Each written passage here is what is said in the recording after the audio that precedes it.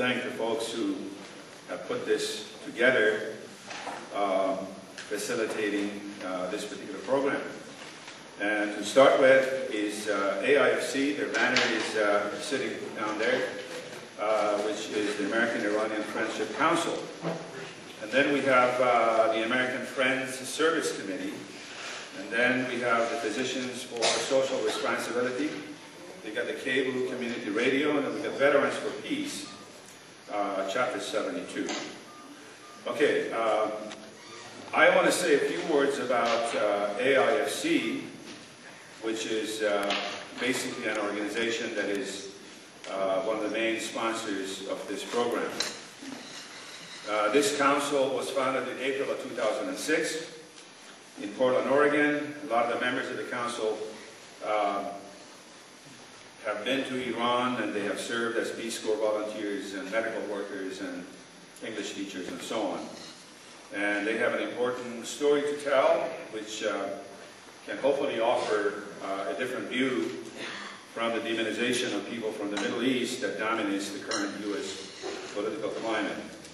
Their vision is we, citizens of the United States and concerned friends of Iran, we seek together to know more of each other.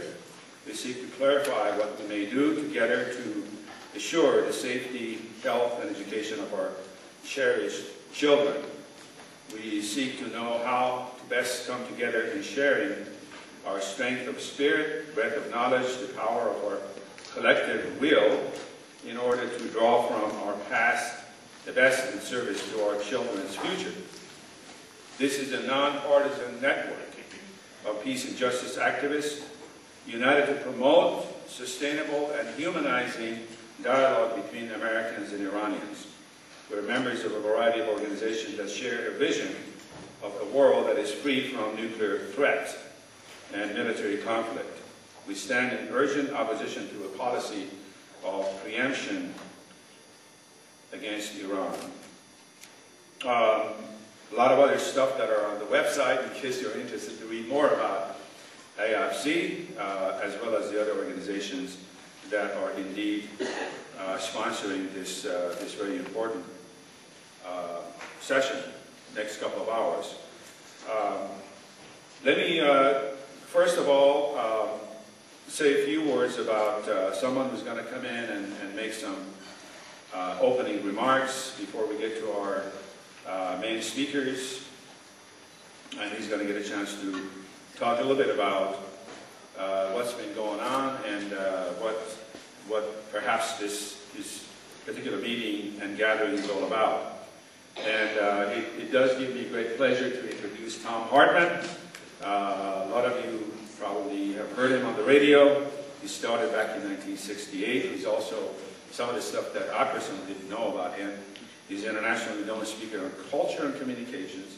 He's an author and innovator in the fields of psychiatry, ecology, and economics. He's a co-founder with his dear wife, Louise, of the New England Salem Children's Village and the Hunter School that has led a national innovation in the areas of residential treatment for abused children and private public education for the learning disabled children.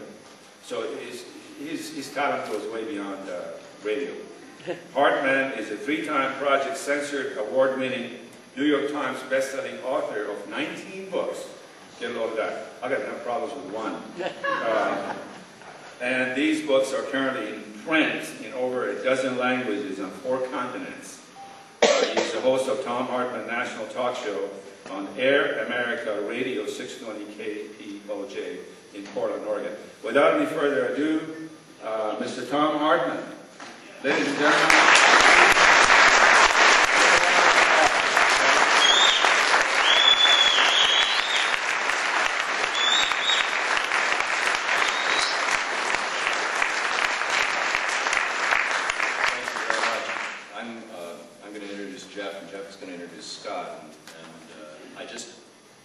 Say that at the very beginning, some years ago, in fact, perhaps Scott, you remember the date, do you, that we were just talking about that church in Seattle? Oh dear, you don't there. November, December. It was, yeah, it was in the early winter, late fall of 2002.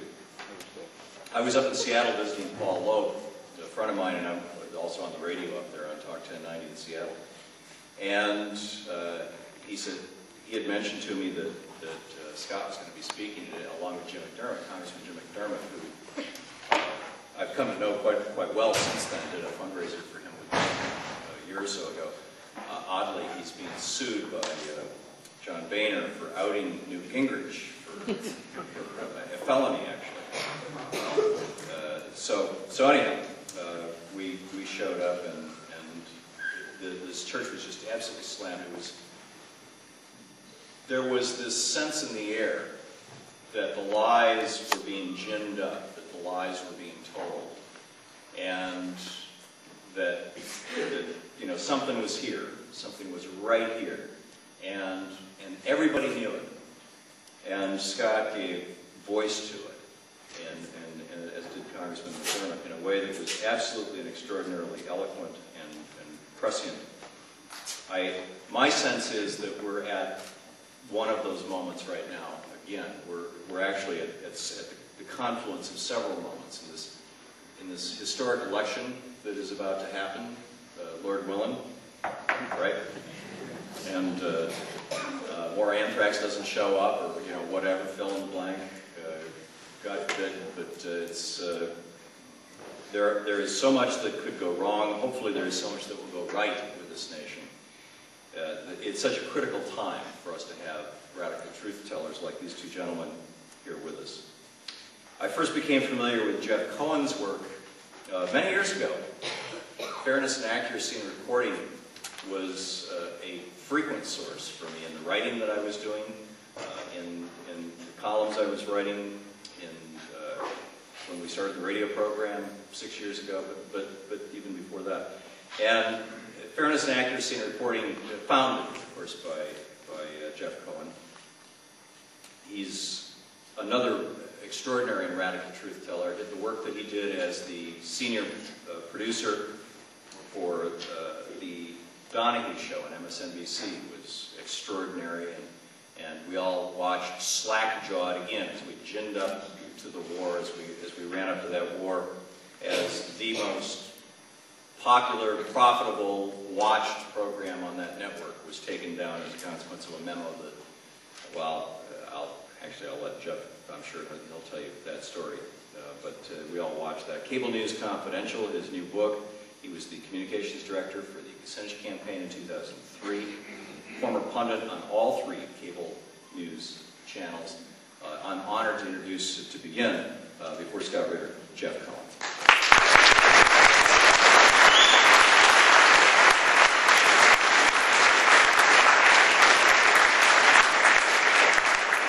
Let's hear it for Tom Hartman, one of the really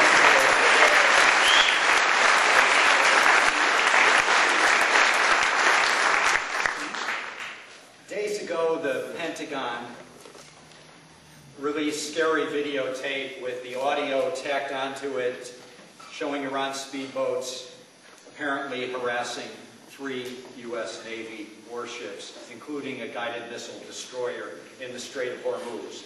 That's the same place 20 years ago that a U.S. guided missile near the end of the Iran-Iraq War brought down an Iran civilian airliner, killing nearly 300 people, including 66 children.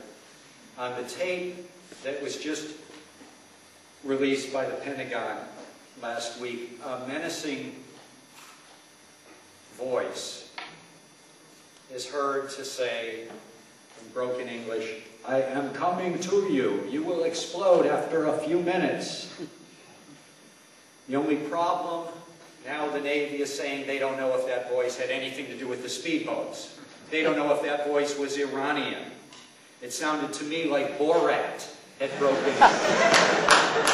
It sounded, in fact, completely staged.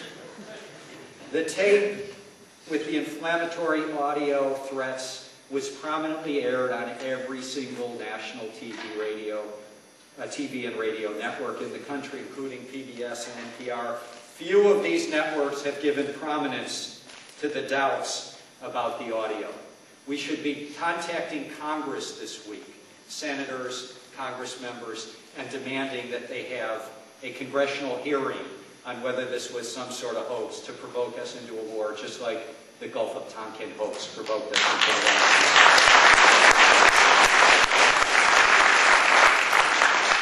The tape was used by President Bush to threaten Iran yet again with the words, "No option is off the table." He called it a provocation. It was nicely timed, this tape. Very nicely timed for his trip to the Middle East, where he wants to unite the Sunni and Arab regimes against the Shia and the Persians of Iran. Cheney, as you know, was in the Gulf a while back, threatening Iran. American citizens have to ask themselves, who's threatening whom? Who's provoking whom? I try my best to imagine, as you know, I'm a student of talk radio and American media, try to imagine how talk radio in this country would react if somehow the situation were reversed.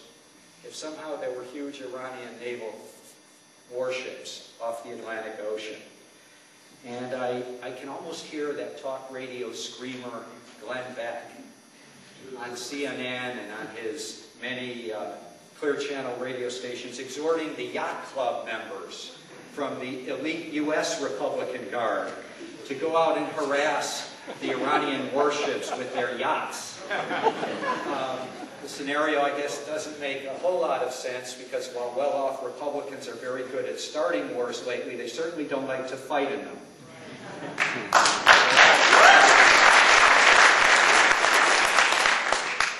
I think of Mitt Romney endorsing as loudly as he can the occupation of Iraq, 120%, endorsing the threats to Iran, and I think about his 5 military-aged sons bravely fighting off the terrorists from Iowa to New Hampshire to Michigan to South Carolina. My focus, of course, is media. When it comes to mainstream media, there is one imperative, one rule that best explains U.S. coverage of war and military intervention. With apologies to the WHO, that rule is, we will get fooled again. Sometimes corporate media will debate military tactics or the pace of military success, but rarely do they question the legality, the morality, the divine right of U.S. military or CIA to invade in country after country across the globe. From the perspective of independent, accurate journalism, mainstream media coverage of the run-up to the invasion of Iraq was a massive failure. Unfortunately, we know from a historical perspective, if we've seen the new War Made Easy movie featuring Norman Solomon, you know that mainstream media have repeatedly, throughout history, led our country into war or invasion, repeatedly based on concocted evidence, false pretense, repeatedly relying on official sources who were unreliable and usually unnamed. One of the prime culprits globally in the journalistic failure called Iraq was a former employer of mine, the media mogul Rupert Murdoch. His media outlets were the loudest in continent after continent after continent, from Australia to England to here, with Fox News Channel and the New York Post and the Weekly Standard in pushing the loudest for war with Iraq. And now he owns the Wall Street Journal. And if the FCC gets his way, he'll be buying up more and more media properties when they abolish the cross-ownership, weaken the cross-ownership rule. But the journalistic failure of Iraq goes way beyond Rupert Murdoch. It goes beyond the TV networks. It goes beyond talk radio. And it goes right to the two leading so-called liberal dailies in our country.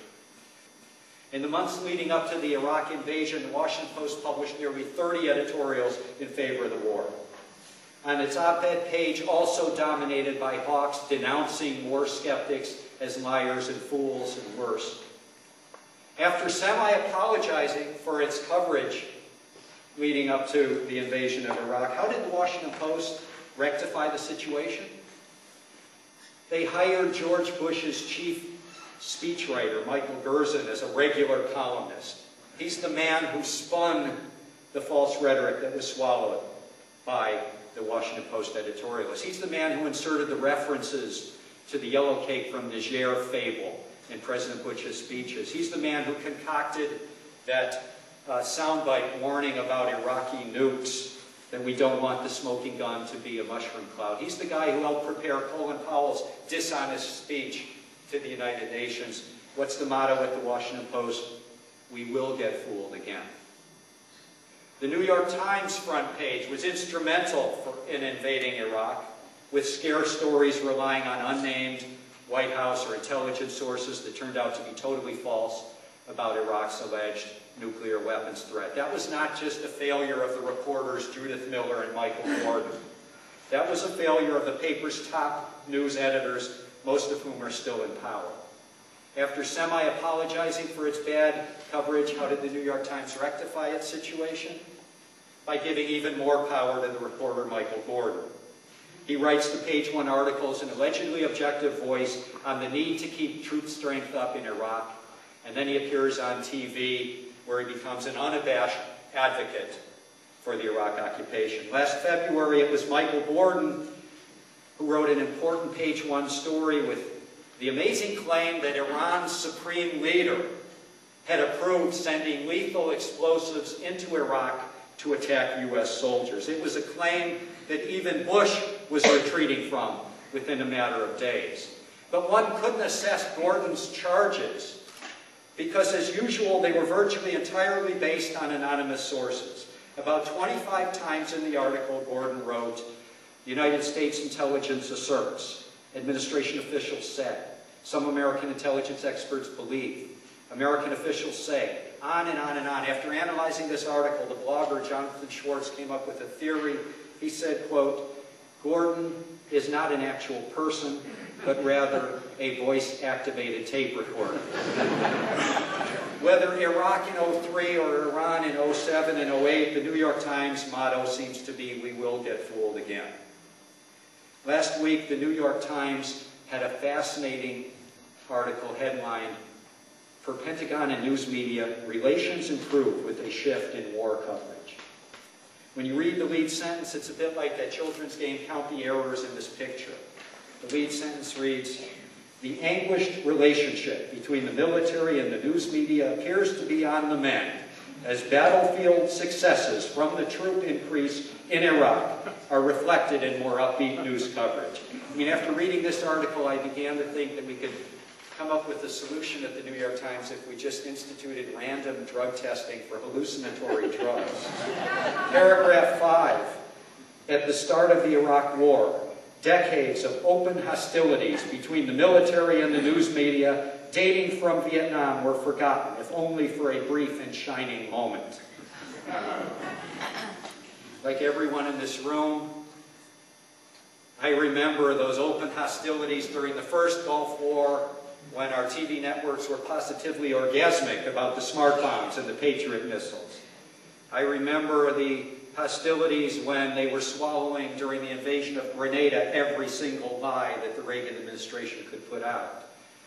We all, of course, remember their open hostilities between corporate media and military during the invasion of Panama, probably the weirdest drug bust in history, and certainly one of the most lethal to innocent civilians. I was monitoring TV news coverage during those first hours of the Panama invasion, and the correspondents and anchors didn't know if they could call the invasion an invasion. It was, of course, illegal under international law. Killed all these innocent civilians, but they were worried. They hadn't gotten the green light from the Pentagon or the White House that this was an invasion, so they were calling it things like an affair, an expedition, an operation, a military action. One anchor referred to Panama invasion as an insertion. Some of you may have noticed that I can work myself into a fit when discussing the New York Times. Trust me that even if you don't read the New York Times, that paper is so influential that you are getting the Times biases in economic policy, foreign policy, elections here and abroad, no matter what mainstream media you consume, especially if you consume the Oregonian, especially if you consume NPR. My friends worry that one day I'm going to let the New York Times provoke me into a heart attack or a stroke. Rest assured that I use the Times as a source of mirth and laughter. It's usually unintended laughter. When the New York Times puts clothes on the emperor, it just makes me laugh. Last year, during the perjury trial of Vice President Cheney's chief of staff, a Times News report stated, "The trial has chipped away at the public image of Mr. Cheney as a sober-minded policy architect." That got through a couple editors. You have to understand, when you're reading the Times, it's the most edited newspaper in the country. I also turned to the funniest part of the New York Times, which is the corrections box. The main function of that box, of course, with its picayune corrections of utterly insignificant facts, is to say everything else we reported yesterday is totally true. A few days ago, the Times offered this correction. A front-page article about the elevation of Benazir Bhutto's 19-year-old son to succeed her as chairman of the Pakistan People's Party misstated the name of the college he attends at Oxford University. It is Christ Church, not Christ Church College. Like a lot of you, I wasn't sleeping well until that correction. But here's a more substantive correction that I've been waiting to see for years, and I am not holding my breath. But this is the correction we all have to be thinking about when we read the New York Times, Washington Post, Oregonian, the so-called liberal papers. Yesterday's reporting was based on the assumption that U.S. foreign policy is motivated by noble intentions and democratic aims, unaffected by economic or corporate interests. That assumption is wrong. We regret the error and retract all of yesterday's coverage.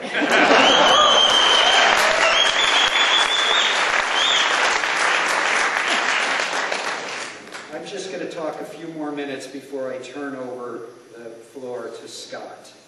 But I want to ask the trivia nuts out there, who here can tell me what the subtitle is of the movie Dr. Strangelove? Yes, you've got it. How I Learned to Stop Worrying and Love the Bomb. You could put a similar subheadline lately on mainstream coverage of Iraq. How I Learned to Stop Worrying and Love the Occupation.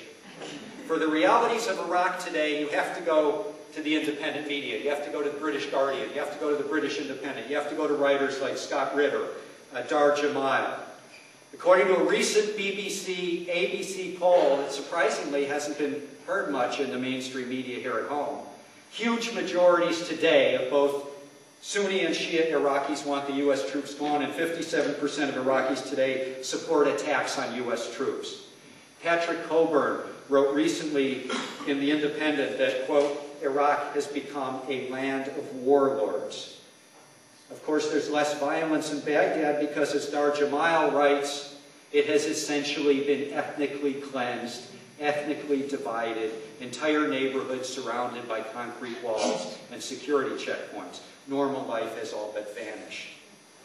During the so-called troop surge, the number of Iraqis, according to the Iraqi Red Crescent, that have been displaced, that number has multiplied, displaced from their homes. According to the UN Refugee Commissioner, 2.3 million Iraqis have now fled the country. 2.3 million are internally displaced. That's 20% of the country. The equivalent of that in our country would mean 25 million Americans exiled, 25 million Americans internally displaced. It's a bit like Hurricane Katrina in New Orleans, multiplied 100 times. The media's role in the Iraq invasion is very personal for me because, as you heard from Tom Hartman, I witnessed the crime firsthand until I was terminated by MSNBC along with Phil Donahue for political reasons 3 weeks before the invasion. Those of us who challenged the evidence that Iraq was somehow a threat and warned that this invasion would lead to chaos. In other words, those of us who acted with moderation, with reason, with skepticism, we acted journalistically. Many of us have been banished from the media system. Scott Ritter virtually banished from the media system. But if you echoed the official deceptions, you've seen your career flourish in mainstream media. In 2002, I debated and opposed the invasion of Iraq week after week on MSNBC, but my debates were taken away. They were taken off the air. They were replaced by non-debate segments featuring the former colonels, the retired generals, the former CIA analysts, the so-called weapons experts. These people didn't ever have to be in a debate. They didn't ever have to face a tough question. They were presented as the independent and objective experts. One of the most ubiquitous experts in the mainstream media, especially on CNN, was the former CIA analyst and Brookings Institution fellow, Kenneth Pollack. He pushed relentlessly for an invasion of Iraq. He went on Oprah's huge TV show and said that Saddam could use weapons of mass destruction, not just in the region, but against Americans in our 48 states. Afterward, he was asked, how did you get it so wrong? And he said, quote, that was not me making the claim, that was me parroting the so-called experts. Has Pollack retired in shame as a media analyst? No, he's still a regular. He gets quoted in those front-page New York Times stories by Michael Gordon on the need for staying the course in Iraq. Last summer, he co-wrote the crucially important New York Times column in support of increased troops in Iraq, the so-called troop surge. He was allowed by the New York Times and virtually every TV news network for a period of weeks to falsely pass himself off as someone who had been a critic of the Iraq War. That's a feat of propaganda that almost is bigger than what happened to us in 2003. Some of these media voices who were totally wrong about Iraq spent the last year using their media platforms to push for military confrontation with Iran. How many people have ever seen on CNN's headline news every night in prime time the Glenn Beck show? How many are afraid to admit that they've seen the Glenn Beck show? For those of you who have not seen it, he spent month after month after month for a period of about a year and a half, placing, this is on CNN, placing Iran behind every evil in the world except maybe erectile dysfunction. Beck was hired at CNN after he had been one of the biggest cheerleaders for the Iraq War, after he had been on the air on Clear Channel as a talk radio screamer, wishing for the violent death of Congressman Kucinich, wishing for the violent death of Michael Moore, calling Cindy Sheehan the big prostitute. That's CNN hiring Beck, saying, we will get fooled again and we will do our best to try to fool you again. In late 2002, when we at MSNBC's Donahue show would discuss booking Scott Ritter as a guest about Iraq, whose analysis, of course, has been completely vindicated by events, we would hear this whispered smear. Haven't you heard that Ritter is getting that covert funding from the Saddam Hussein government? I know that smear was said at other TV networks. It was aimed at taking one of the most articulate dissenting voices off of the air. The irony for me is that I learned a few years later that one of the right-wingers I used to debate on the air at MSNBC was in fact receiving covert government funds. The covert government funder was the Bush administration, Department of Education, giving the pundit Armstrong Williams nearly $250,000 to promote No Child Left Behind. You can see why they didn't invite me into the No Pundit Left Behind program. And I've come to believe that the No Pundit Left Behind program was better funded than the No Child Left Behind. In the last months of Donahue, we were ordered by top management to carry out a quota system in our guest bookings. You probably heard me say this before, but some of you haven't. This is the so-called liberal media ordering us. Every time we booked one guest who was anti-war, we had to book two that were pro-war. If we booked two guests on the left, we had to book three on the right. At one meeting, a producer said she was thinking of booking Michael Moore, and she was told she'd have to have, for political balance, 3 right-wingers. I privately thought about proposing as a guest Noam Chomsky. I decided against it because our studio couldn't accommodate the 38 we would have needed for balance. Tom Hartman referred to the document that leaked out after we were terminated. It basically said that Donahue represents a difficult public face for NBC in a time of war. Why? He seems to delight in presenting guests who are anti-war, anti-Bush, and skeptical of the administration's motives. And the internal memo described NBC's nightmare scenario, where Donahue becomes, quote, a home for the liberal anti-war agenda at the same time that our competitors are waving the flag at every opportunity, unquote. NBC got rid of Donahue, picked up the flag, and they outfoxed Fox. And that's not easy. I want to finish with the good news in the realm of media, and that's that independent media are booming. Tom Hartman was here, an important independent voice in media who's getting bigger voice week after week. And if his program is not carried in cities across the country, you have him here in Portland, make sure your friends and your relatives are getting him on the air in other cities, because he needs to be heard in every major city. A key turning point.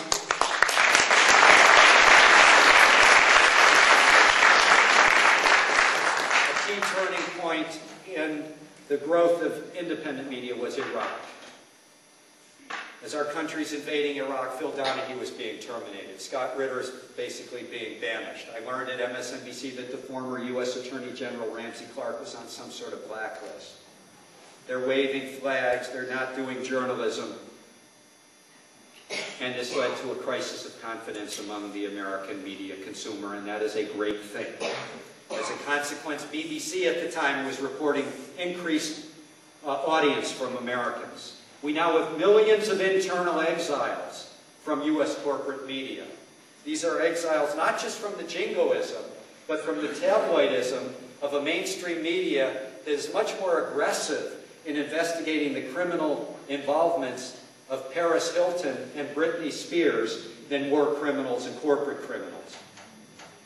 Independent blogs that started in 2002 are booming. Or later, Ariana Huffington has a huge audience. It wasn't started until a couple of years ago. Independent websites like Common Dreams and Alternate are growing.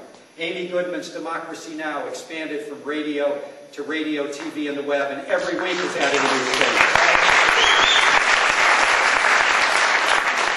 I was at MSNBC when Trent Lott, the majority leader in the Senate, made his comments endorsing the 1948 segregationist campaign of Strom Thurmond, and there were mainstream media reporters in the room, and they didn't even think about it. It wasn't reported by them. But independent bloggers wouldn't let it go, like Atrios and Josh Marshall at Talking Points Memo. And because of their intense coverage of these bloggers, Trent Lott had to resign the most powerful position in the Senate. When corporate media was asleep, independent media did the job. Today, Talking Points has a staff of a half a dozen journalists. They played a huge role in turning the politically motivated firings of the U.S. attorneys by the Bush White House into a national story, into congressional hearings. Again, success of independent media, corporate media sleep. The internet has been key to the growth of independent media, not just media based on the internet.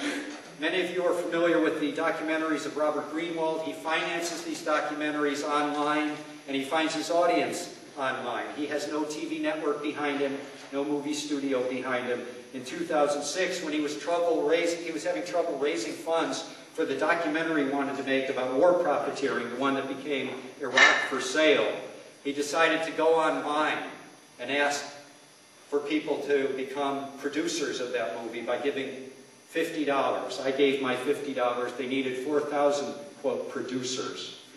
In 10 days, they raised $267,000 on the internet. The movie was quickly made, way before the mainstream media ever focused a critical eye on Blackwater. This movie was being seen during the '06 elections across the country. Early last year, way before the mainstream media awoke, the independent journalist and longtime Democracy Now! Correspondent Jeremy Scahill was putting out his book, Blackwater, The Rise of the World's Most Powerful Mercenary Army, and it's become a huge New York Times and other bestseller. This is an exciting time for independent media. A growing number of independents are actually making a living working in independent media. That's something I could only dream about when I was a young journalist. The rise of independent blogs and independent websites and netroots groups like Move On and others have put independent documentaries and books on the bestseller list. Independent media and media activism have grown. People are here because you know you can't trust the corporate media. You know that FAIR, when we started it 20 years ago, we had a slogan that's more relevant than ever now, and it's resonating more than ever. Don't take the mainstream media line down. I want to thank you for bearing with me, and I want to turn over the floor to one of the most important experts on the Middle East. He's an individual who we know is a former Marine, former U.S. military intelligence officer, former UN weapons inspector. He's the author of crucial articles throughout the web on sites like TruthDig and Common Dreams.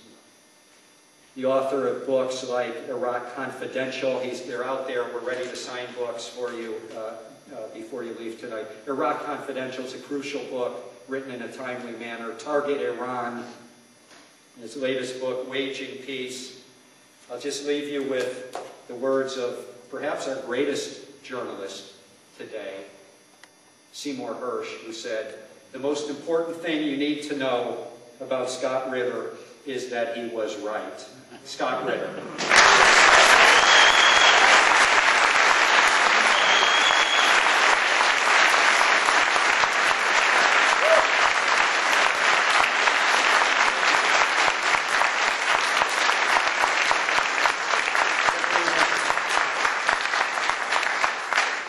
First of all, thank you very much, Jeff, for a fantastic presentation and the absolute wonderful introduction. I'm embarrassed almost.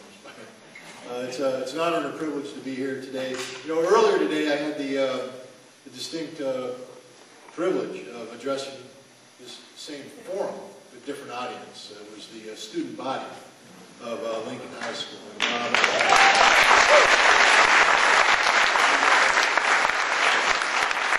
The seats were packed with America's youth. And I take high school kids seriously. I happen to be the father of twin 14-year-old daughters who are starting their 9th grade, and we'll leave to the side at the moment all the challenges that being the father of twin 14-year-old daughters presents. But the fact is, you know, when we talk about the problems that we are confronted with as a society, the problems that Jeff so eloquently speaks of, the media, the government, the situation we find ourselves in abroad, problem after problem after problem. What is one thing we've all been taught when it comes to the question of how do we solve a problem? Right? We're searching for a solution. What's the first thing we have to do when we are searching for a solution? That's exactly right. Define the problem. What is it we're trying to solve?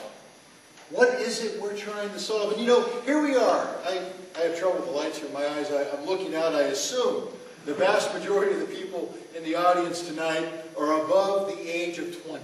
And I'll leave it at that. That's the lower limit. We won't discuss the upper limit.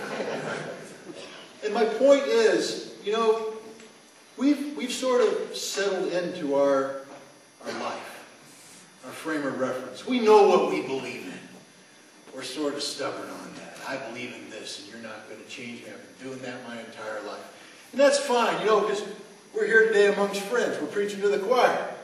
I have good reason to believe there's not too many neoconservatives in the audience today. I'd bet a dime to your dollar, and I'd win that bet.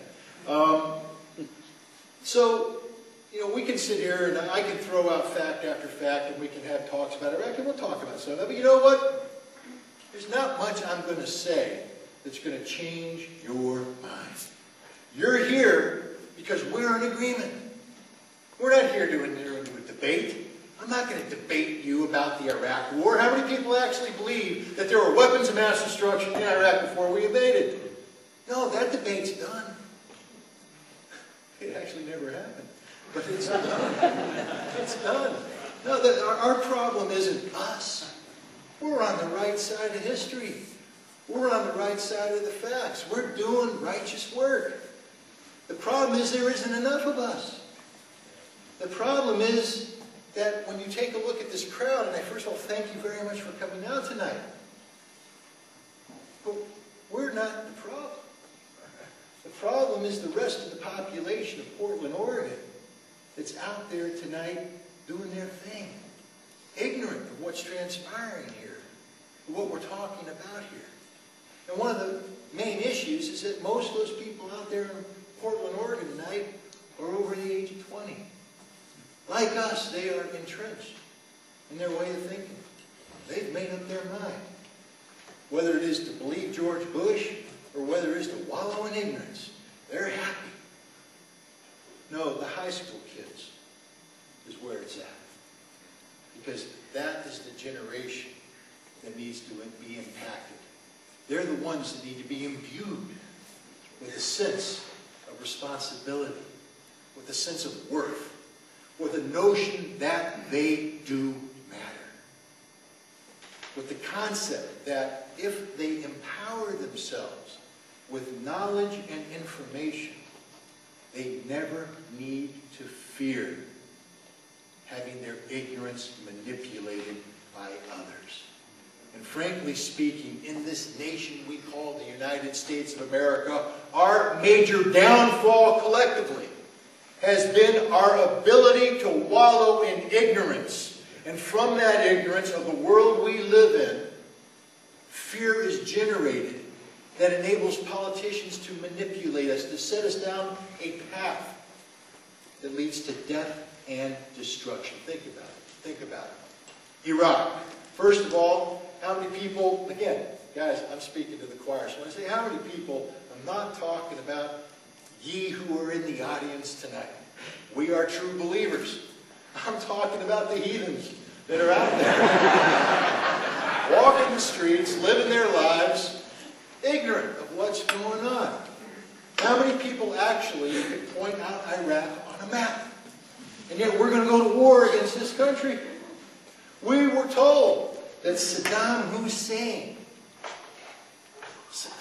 that very name alone, brought in an image of a dark-haired, swarthy, mustachioed Stalin lookalike who would stare you down. And Saddam Hussein was the #1 threat in the world today. Not only to America, but the world at large. This dictator from Tikrit, the leader of a nation of 24 million people, was somehow a big enough threat to put nearly 7 billion people quivering in their shoes. How absurd is that?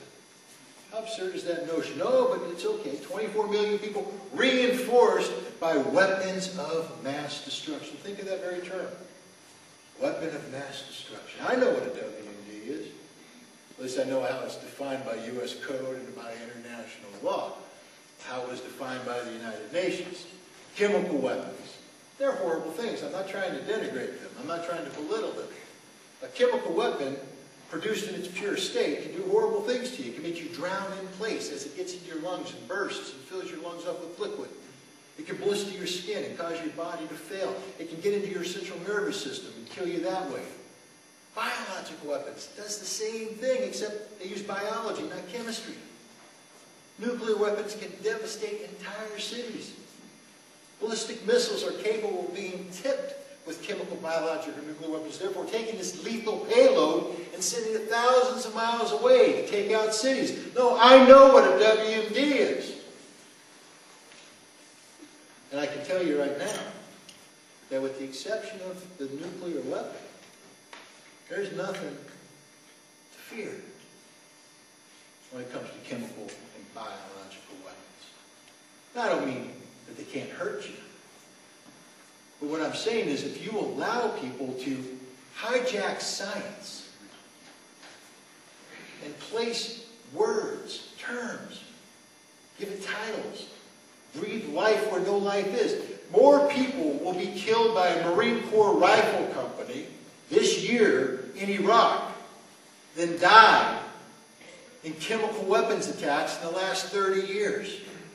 But do we call a Marine Corps rifle company a weapon of mass destruction? No. We use the term weapon of mass destruction for one reason only, to intimidate you, to make you fearful of that which you do not know and understand, to scare you into accepting at face value everything that follows. Jeff mentioned it. What's one of the catchphrases that emerged in the build-up to the Iraq War? We don't want, you guys can almost repeat this for me. We don't want the smoking gun to come in the form of the mushroom cloud. How many times did they have to say that? Before the American public was just wallowing in fear. Fear based on ignorance. Most Americans had no clue what a mushroom cloud was. And they didn't want it to come.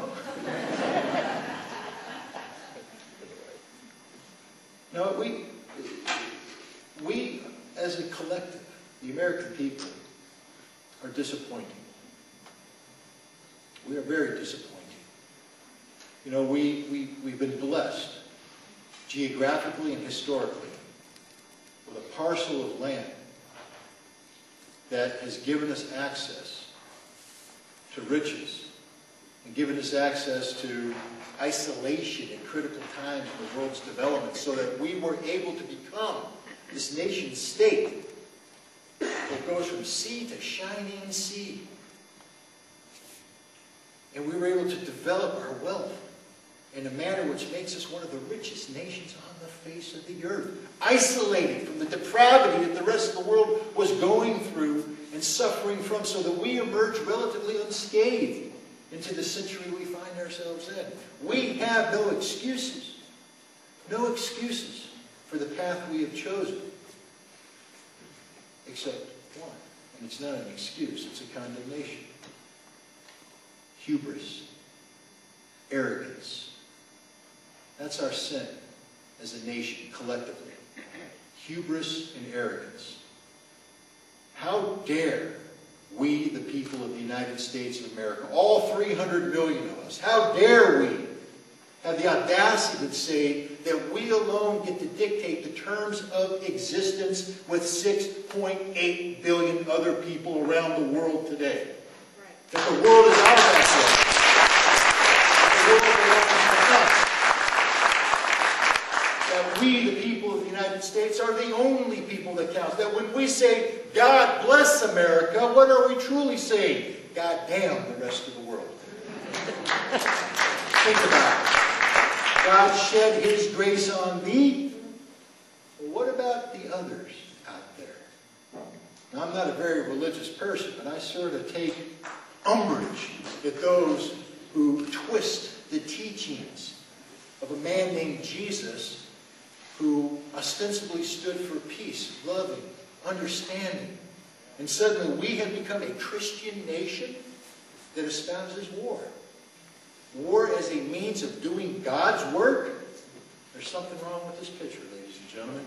There's something dreadfully wrong with this picture. You know, we got misled into a war in Iraq. I'll give the American people the benefit of the doubt on this one, because we are the most technologically advanced nation on the face of the earth, populated by the singularly most ignorant people on the face of the earth. That's the earth we live in. So I'll give them a pass. You know, and it's tough. Because we want to believe. We want to believe our government's going to do the right thing. We want to believe that the president, when he says something, is telling us the truth. Has our best interests at heart. All right, if that's truly how you were operating, you're forgiven. The president lied. Get over it. But never again fall victim to that trap. Never again accept at face value anything this government says, whether you believe they're telling the truth or not. It's not our job as citizens to nod our heads blindly when the government says something. Our job as a citizen is to remind those whom we elect to higher office that they work for us. I don't work for them.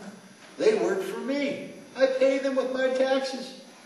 They're responsible to me. They are held accountable by me. And how do I know this? I've read the Constitution of the United States of America.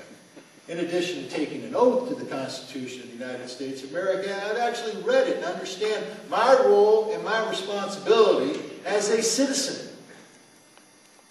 Key among which is to hold those whom I elect to represent me in higher office accountable for what they do in my name. In October 2002,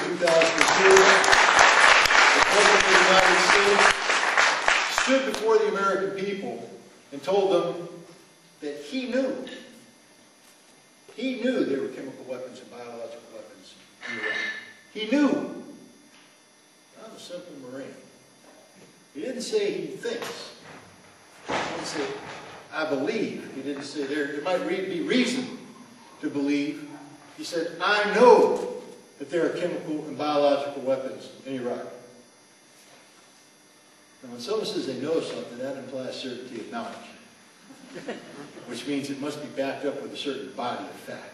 And all I asked of the president, you see, I just happen to be a humble chief inspector of the United Nations who spent 7 years in Iraq, from 1991 to 1988, managing the problem of hunting down weapons of mass destruction. So the president surprised me when he said he knew there were weapons of mass destruction there. Because I went back and quickly checked the rosters of the inspectors. Because I pretty much was involved in every inspection that went in. And I said, wait a minute. Did George W. Bush slip into one of these inspections? Did he get down there? Does he know something I don't? And the answer was, of course not. He hadn't been to Iraq. He hadn't done the inspection. But he said he knew. Well, benefit of the doubt passed you, Mr. President. I'll give you, okay. But if you know, that means you got to have some facts. And all I ask from you, Mr. President, is to share the facts with me so I can share your certainty. So I can stand side by side with you as we go forth to counter this threat to American security. But it's transpired that there were no facts. That the president didn't know anything. That the president was lying. And the media let him get away with the lie. And the American public sat there and did nothing. We won't get fooled again. Right? We learned our lesson. Right? And yet today we have the President of the United States overseas, the Gulf Arab states, talking about Iran. The President says Iran is the #1 threat facing the United States and the world today. This threat comes in the form of dual nasty operations. One being an Iranian nuclear weapons program. The second being Iran's status as the largest state sponsor of terror in the world today. Let's talk about the Iranian nuclear weapon program for a second. It's a curiosity because in the summer of 2007, over and over again you were told by the Bush administration and by senior intelligence officials and by the media that parodied all this so effectively that Iran has an ongoing nuclear weapons capability that they are hiding from the United Nations weapons inspectors. And that Iran can have a nuclear bomb any day. Well, they didn't all say that. I mean, the CIA covers themselves. One day the CIA said, well, Iran's capable of having a nuclear weapon in a matter of months. And then they say, the CIA says Iran's capable of having a nuclear weapon in a matter of 10 years. It's curious, that 10-year figure. Portland, Oregon can have nuclear weapons. My hometown of Del Mar, New York can have a nuclear weapons program in 10 years. You can pick any place on the face of the earth, and in 10 years, I can have a nuclear weapons program there, if you give it enough money. If you say Iran can develop a nuclear weapon in 10 years, it means we don't know what they're doing. And that's the closest thing to the truth the CIA will ever come to saying about Iran. We don't know what they're doing. But in late 2007, the CIA published a national intelligence estimate that dramatically reversed the findings. They said, time out. We now believe that Iran stopped its nuclear weapons program in 2003, and that there is no ongoing nuclear weapons program activity in Iran today. And you know what happened? All the people who were critical of the Bush administration immediately stood up and said, hallelujah, prove my point, in spades. We win. No nuclear program, we told you. Bush was a liar. Da da da da. I sat there and I went, that estimate's wrong. That estimate's very wrong, and you should not embrace this estimate. It's a very dangerous thing to embrace this estimate. Because if you accept the conclusion, which I concur with, that Iran does not have an active ongoing nuclear weapons program today, you have to accept the underlying premise, which is in 2003, they had a nuclear weapons program. I continue to contend that Iran has never had a nuclear weapons program, and the facts back me up. The Bush administration has jumped on this estimate and said that the fact that Iran had a nuclear weapons program in 2003 and has not yet declared it means that they cannot be trusted, and that we don't know what truly is going on inside Iran today, and that they continue to be the #1 threat to international peace and security and the United States of America in the form of this undeclared nuclear weapons program. The President is overseas right now telling the Gulf Arab states that the threat to the world comes from Iran and its nuclear program, and it must be dealt with. If Iran does not answer the questions that the United States has spoon-fed the International Atomic Energy Agency to the satisfaction not of the international community, but of Washington, D.C., then the United States will have no choice but to act on what the President has said, which is all options remain on the table, including the military option. If you believe for a second that there is not an imminent threat of war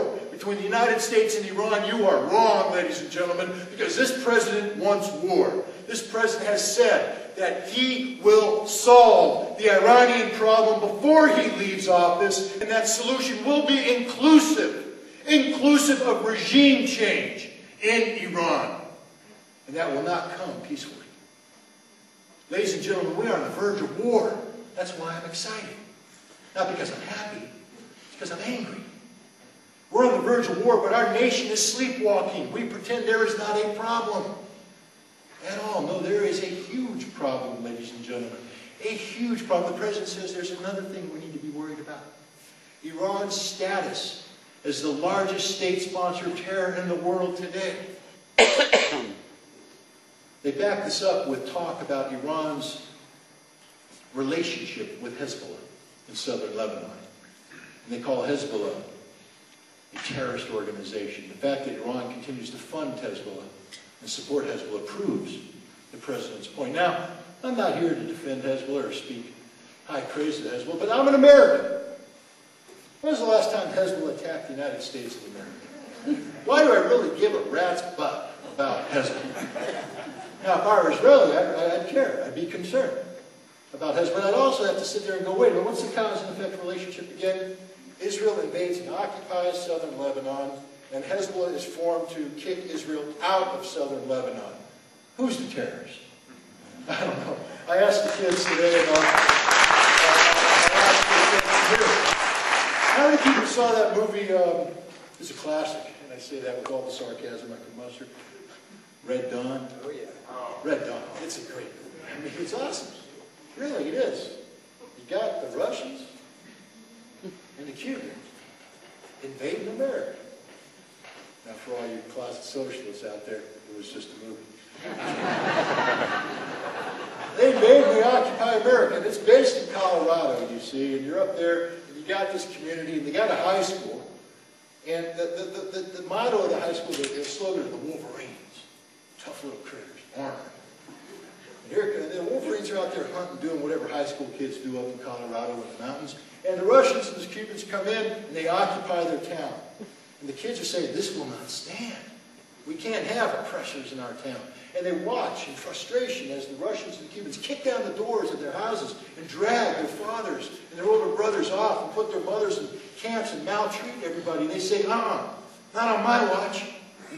And so they take the Russians and the Cubans on, but they can't match them toe-to-toe because the Russians got these tanks, these helicopters and stuff. So they come up with innovative ways of opposing these brutal occupiers.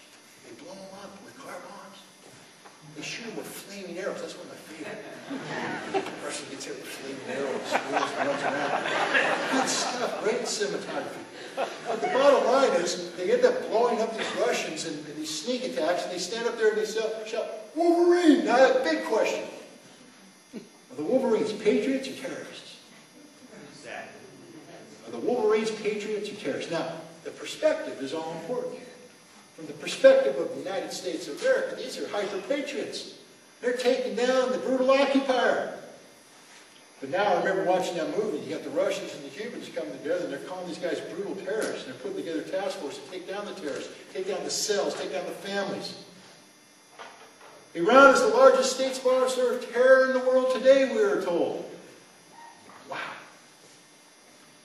I would like to believe that anybody, if you take U.S. code and the definition of terrorism, and I can't quote it to you verbatim here, but the notion is using violence as a means of pursuing political objectives. That's sort of what it talks about. Violence is a means of pursuing political objectives. The United States invades and occupies Iraq in violation of international law to pursue an ideological objective of achieving regime change in a nation to impose American will on a region. Violence to achieve. Who's the terrorist in Iraq? Us or them? And I'm not denigrating the American soldier, sailor, airman, and marine. They're doing a job. But it's a nasty job they've been asked to do. It's an illegitimate job. It's a job we held to pay. Because we live in a world that is governed by Newton's second law of physics. You know, for every action there's an equal and opposite reaction. Believe it or not, that applies to the human condition as well. If we go out and push and impose, we held to pay.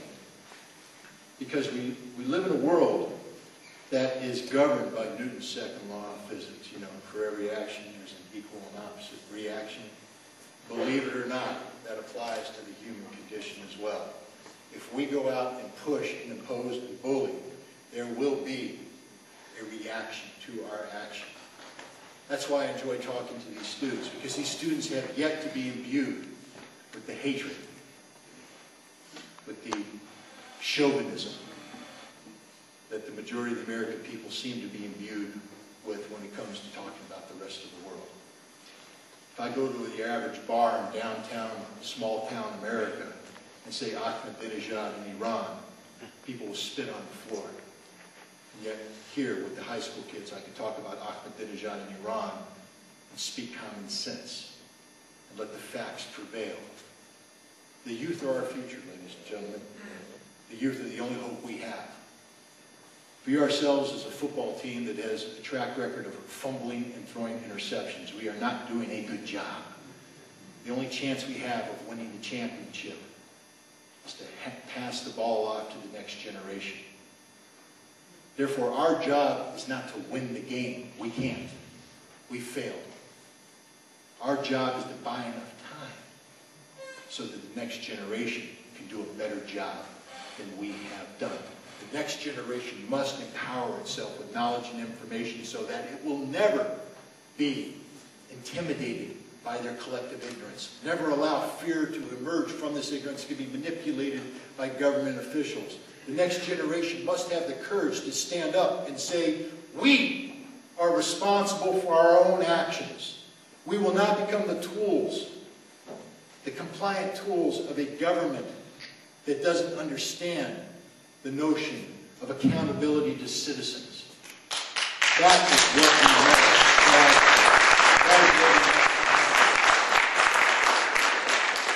And how do we do that? I don't know. I can't give you a playbook, but I'll leave you with this thought. Jeff talked eloquently about the media. I'm not quite as eloquent. I'm a good person, though, for parceling out blame and responsibility. I blame the media for a while. The media, you know how it is when you're not popular anymore. They call you bitter. And what's the other, those other terms they put out there? Disgruntled. Disgruntled, bitter former Inspector Scott Ritter. Every time I hear that, I expect to see this old crack. I'm not disgruntled and bitter. I'm just sort of angry. But I can still put a smile on my face. Now, people talk about the media and they say it's all the media's fault. It is. It's all the government's fault. It is. I don't debate that point, but there's a third part to this. We the people. It's our fault. Have we forgotten what it is to think? Have we forgotten what it is to function? You know, when I hear people say, Scott, tell me, where can I get all the information needed to empower me to be the citizen you want me to be? I don't know. I can't give you that answer. All I can tell you is that when I hear people say it's the media's fault, they're not giving us what we need to know, it reminds me of New York in springtime. I love New York in springtime. We've got tough winters where I'm from. A lot of snow. The snow melts, leaves blossom, and all the birds come back. Those birds do what birds do, and they build nests, and then those little eggs appear in the nest, and sure enough, out come the little birds. Little baby birds pop in there, and they sit there, a whole bunch of them. They go, and it's a beautiful little noise that they make, but it's not done for my entertainment. It's done for their mom. Oh, mama bird's up there in the tree, and you can hear her. You just watch her, and tweet, tweet, tweet. She flies down, she goes out, and what's she do? She gathers worms, and she puts them in her stomach. She goes back to the nest, and then she pukes into the mouths of the little birds. That's what they do. That's how they give food to them. She pukes in the mouths of the little birds. The birds are happy. And it reminds me of the American people. They sit there before the television and go, tweet, tweet, tweet, tweet, tweet. And they turn on the TV, and the mainstream media pukes into their throat. And the American people are happy.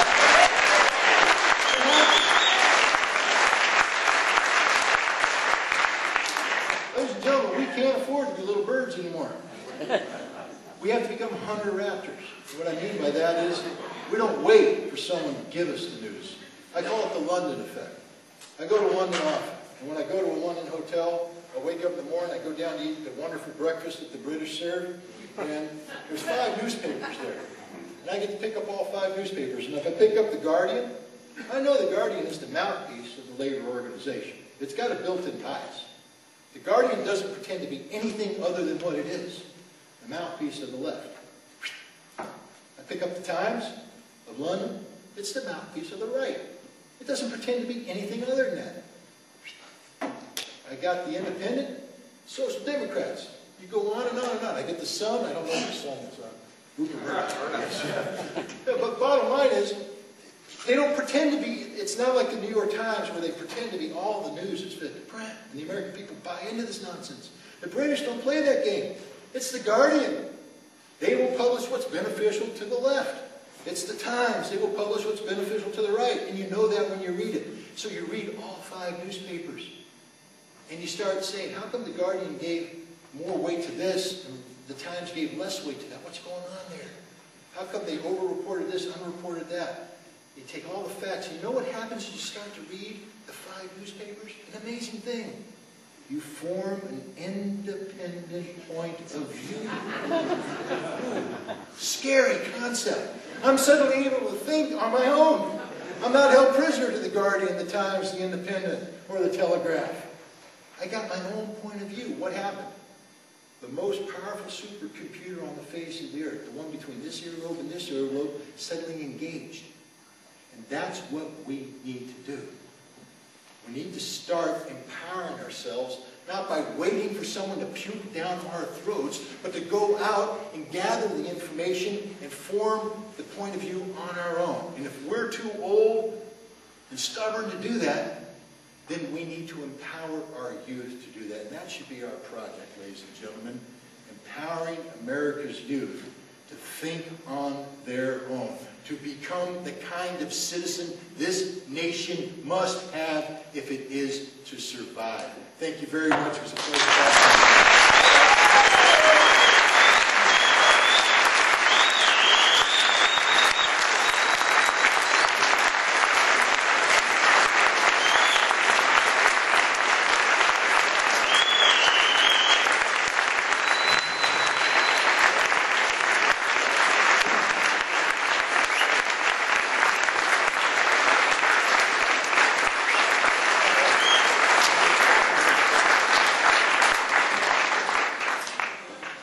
Ritter. I'm doing the best I can to get that image, Chris Matthews puking into my mouth, out of me. This is this point in the night where we turn over the discussion to you, the people. And that's why we've turned the lights up a little bit. Now, before we go to your questions, I want to take 30 seconds to tell you about the group that's sponsoring these events. The national group run by one individual, no bureaucracy, called U.S. Tour of Duty.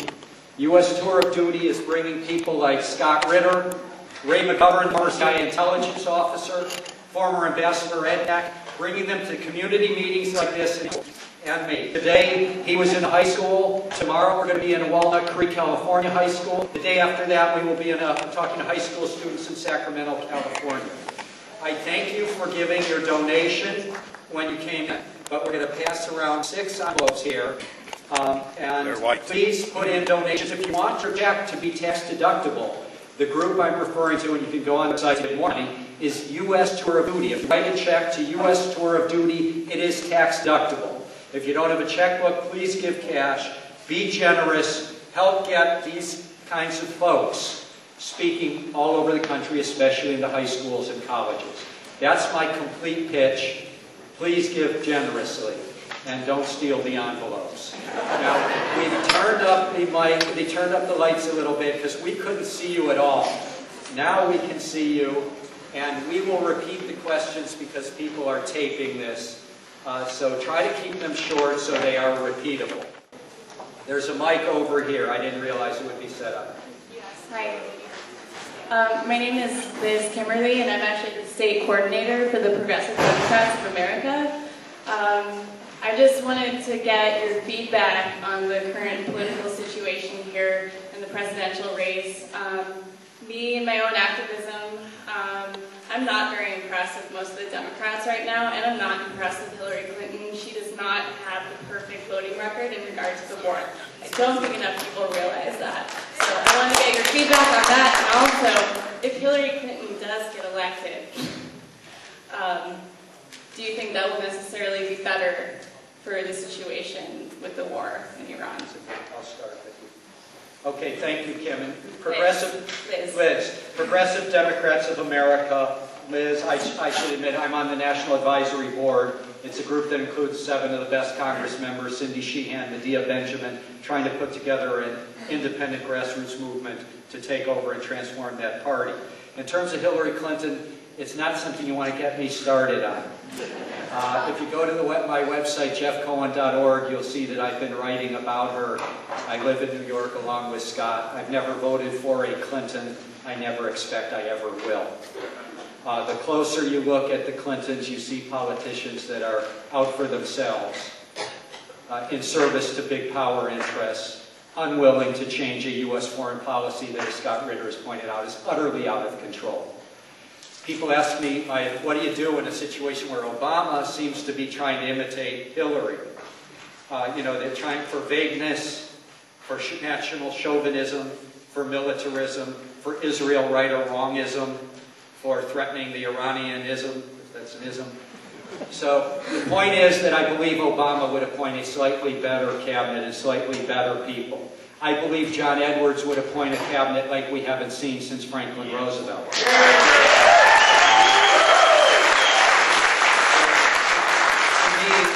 There is such a difference between what Edwards is saying and who Edwards is working with and the unions that are behind him and his campaign chairman, David Bonnier, who was our hero in fighting against U.S. intervention in Nicaragua when he was in Congress.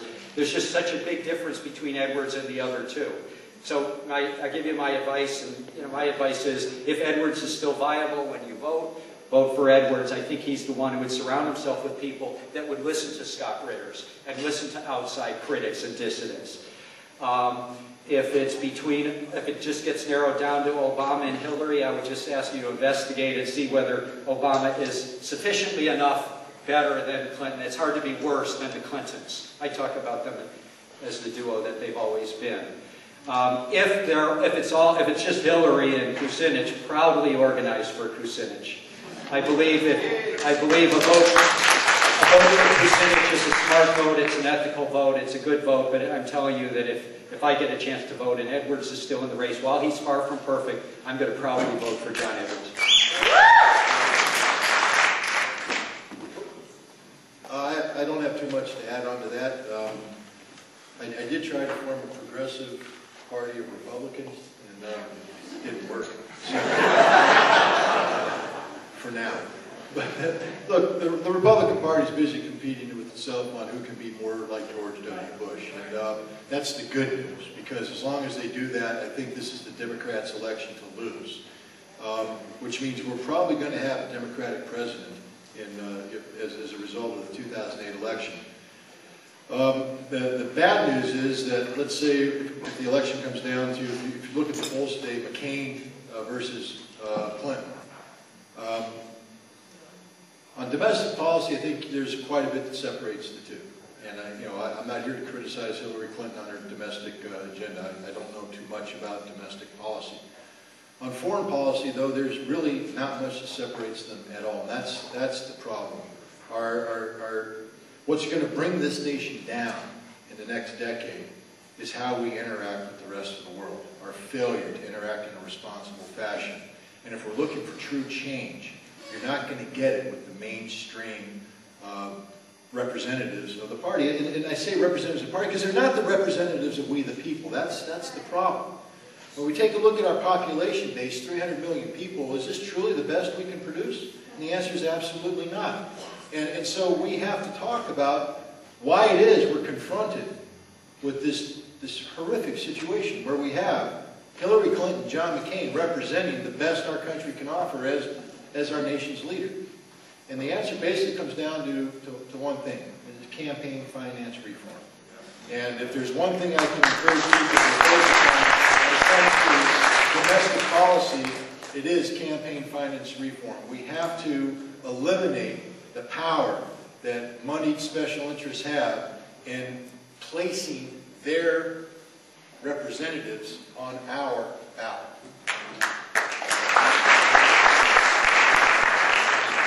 Hi, my name is Martha Perez. I'm a general political activist here in Portland. I'll target my comments quickly.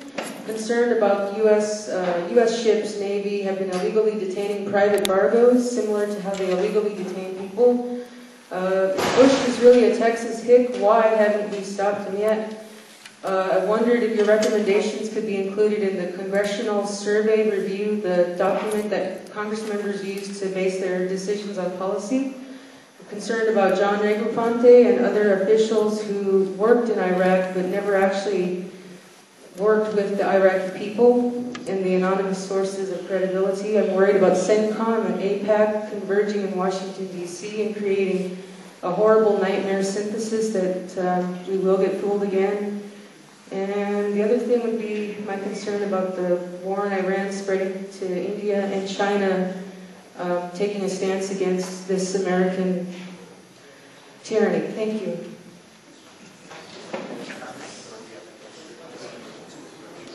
What I would say about, well, again, I'm not a domestic policy person.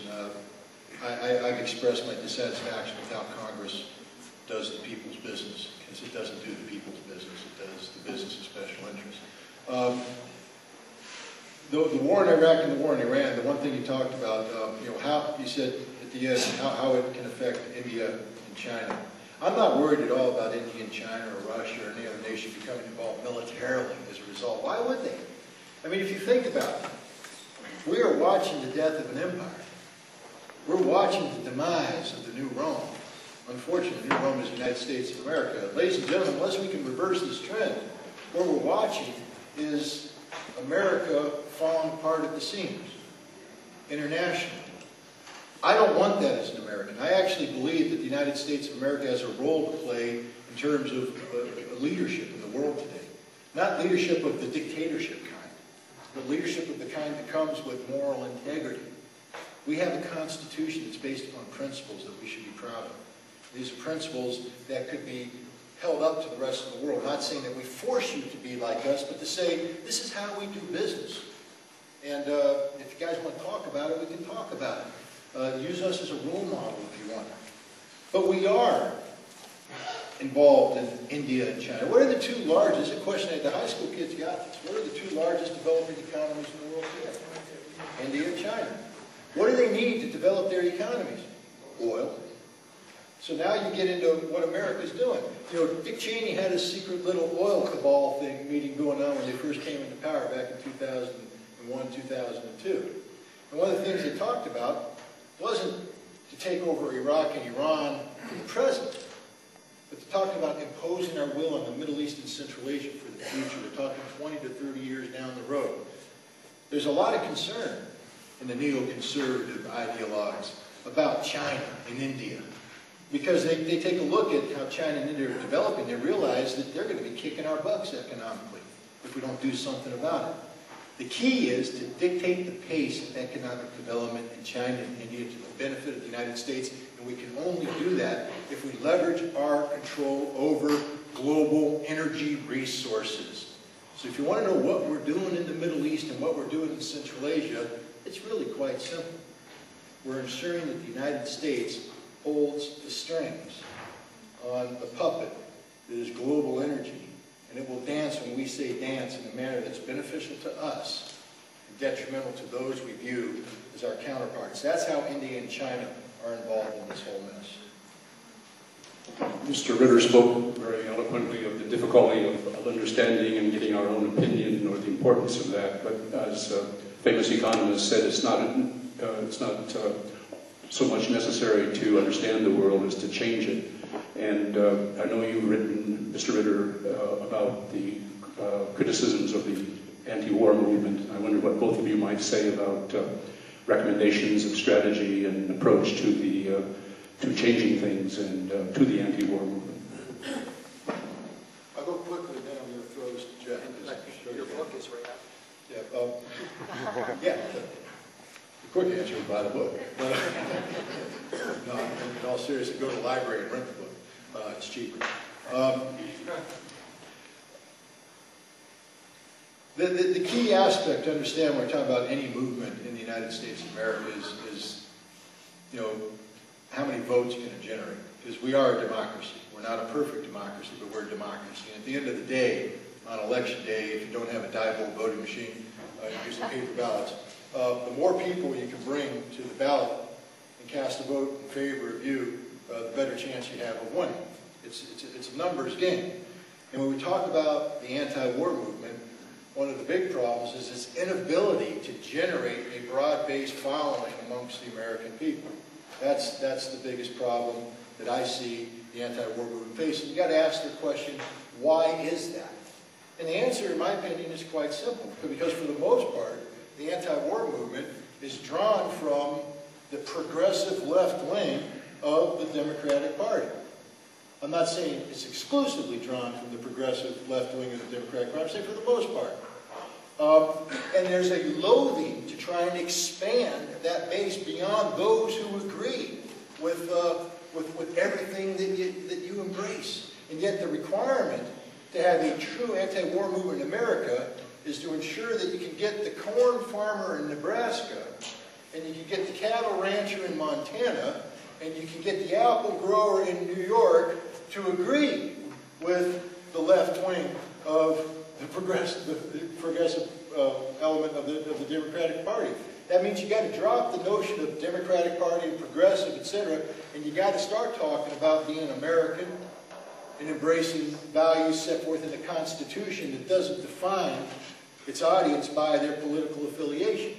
This is about the United States of America. And the second, the anti-war movement can understand that this is about America, not about a specific sliver of American political demographics, the better chance they have of making the next step. And it's not going to be an easy step to make, because we now have to overcome all the other problems of trying to get the rest of America to buy in to the reality that we have a real problem here. And again, most of America remains ignorant about the world we live in. And from this ignorance comes fear, and this fear is manipulated by political powers that be to keep them living in a state of constant uncertainty. That's why it's important to do things like reach out to high schools, reach out and educate the youth, to reach out and tell all people, you must learn. Education is the key. Empower yourself with knowledge and information so that you will not be afraid of that which you do not know, because you will now know it.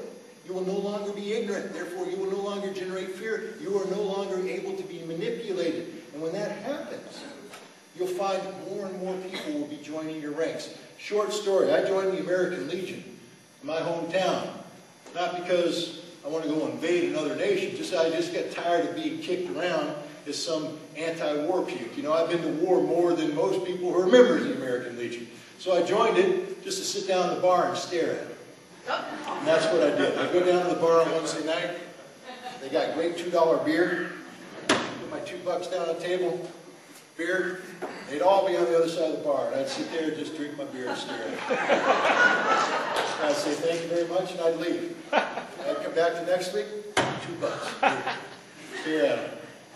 They're not stupid. They watch TV, and eventually one will come over and go, they're not finding any W&D in Iraq. I said, no. You sit down next to me. We'd both sit there and get a beer, and now I'd stare at them and talk with them.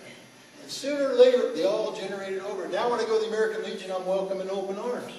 Open arms. It's a lengthy process, but Americans really do want to know the truth. And that's what the anti-war movement should be pushing for. Educating America about the truth that's going on.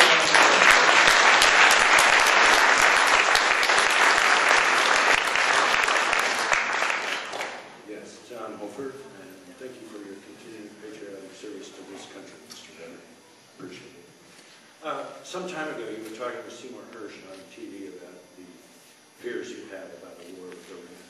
At that time, if I remember correctly, you were talking about special operations taking place already. Could you give an update on what the status of those special operations may now be?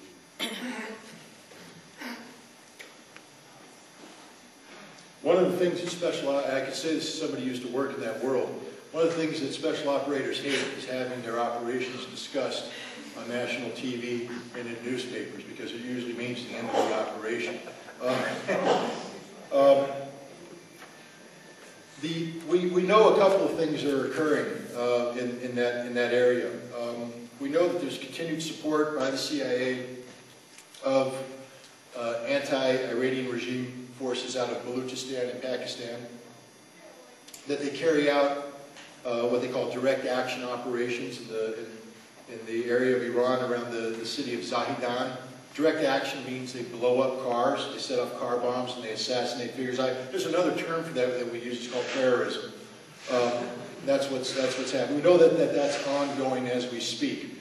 We know that we continue to fund the MEK, the Mujahideen al-Khalq, operating out of bases in Iraq that are controlled by the CIA and the Department of Defense, and that these MEK operatives are working across the border to gather intelligence for the purpose of overthrowing the regime in Tehran.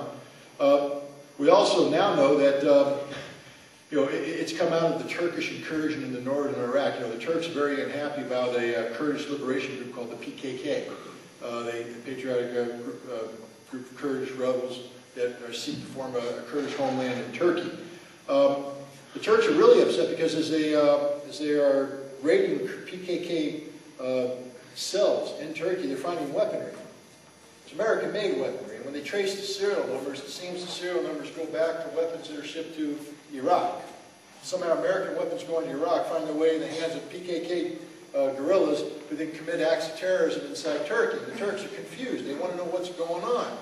Well, it turns out that the United States and Israel are working with the PKK because they're closely aligned with another Kurdish group called the PJAK, P-J-A-K, that happens to be the Kurds that are seeking Kurdish autonomy in Iran. And at this weaponry, these are one and the same. So the weaponry is being given to PKK to give the PJAK.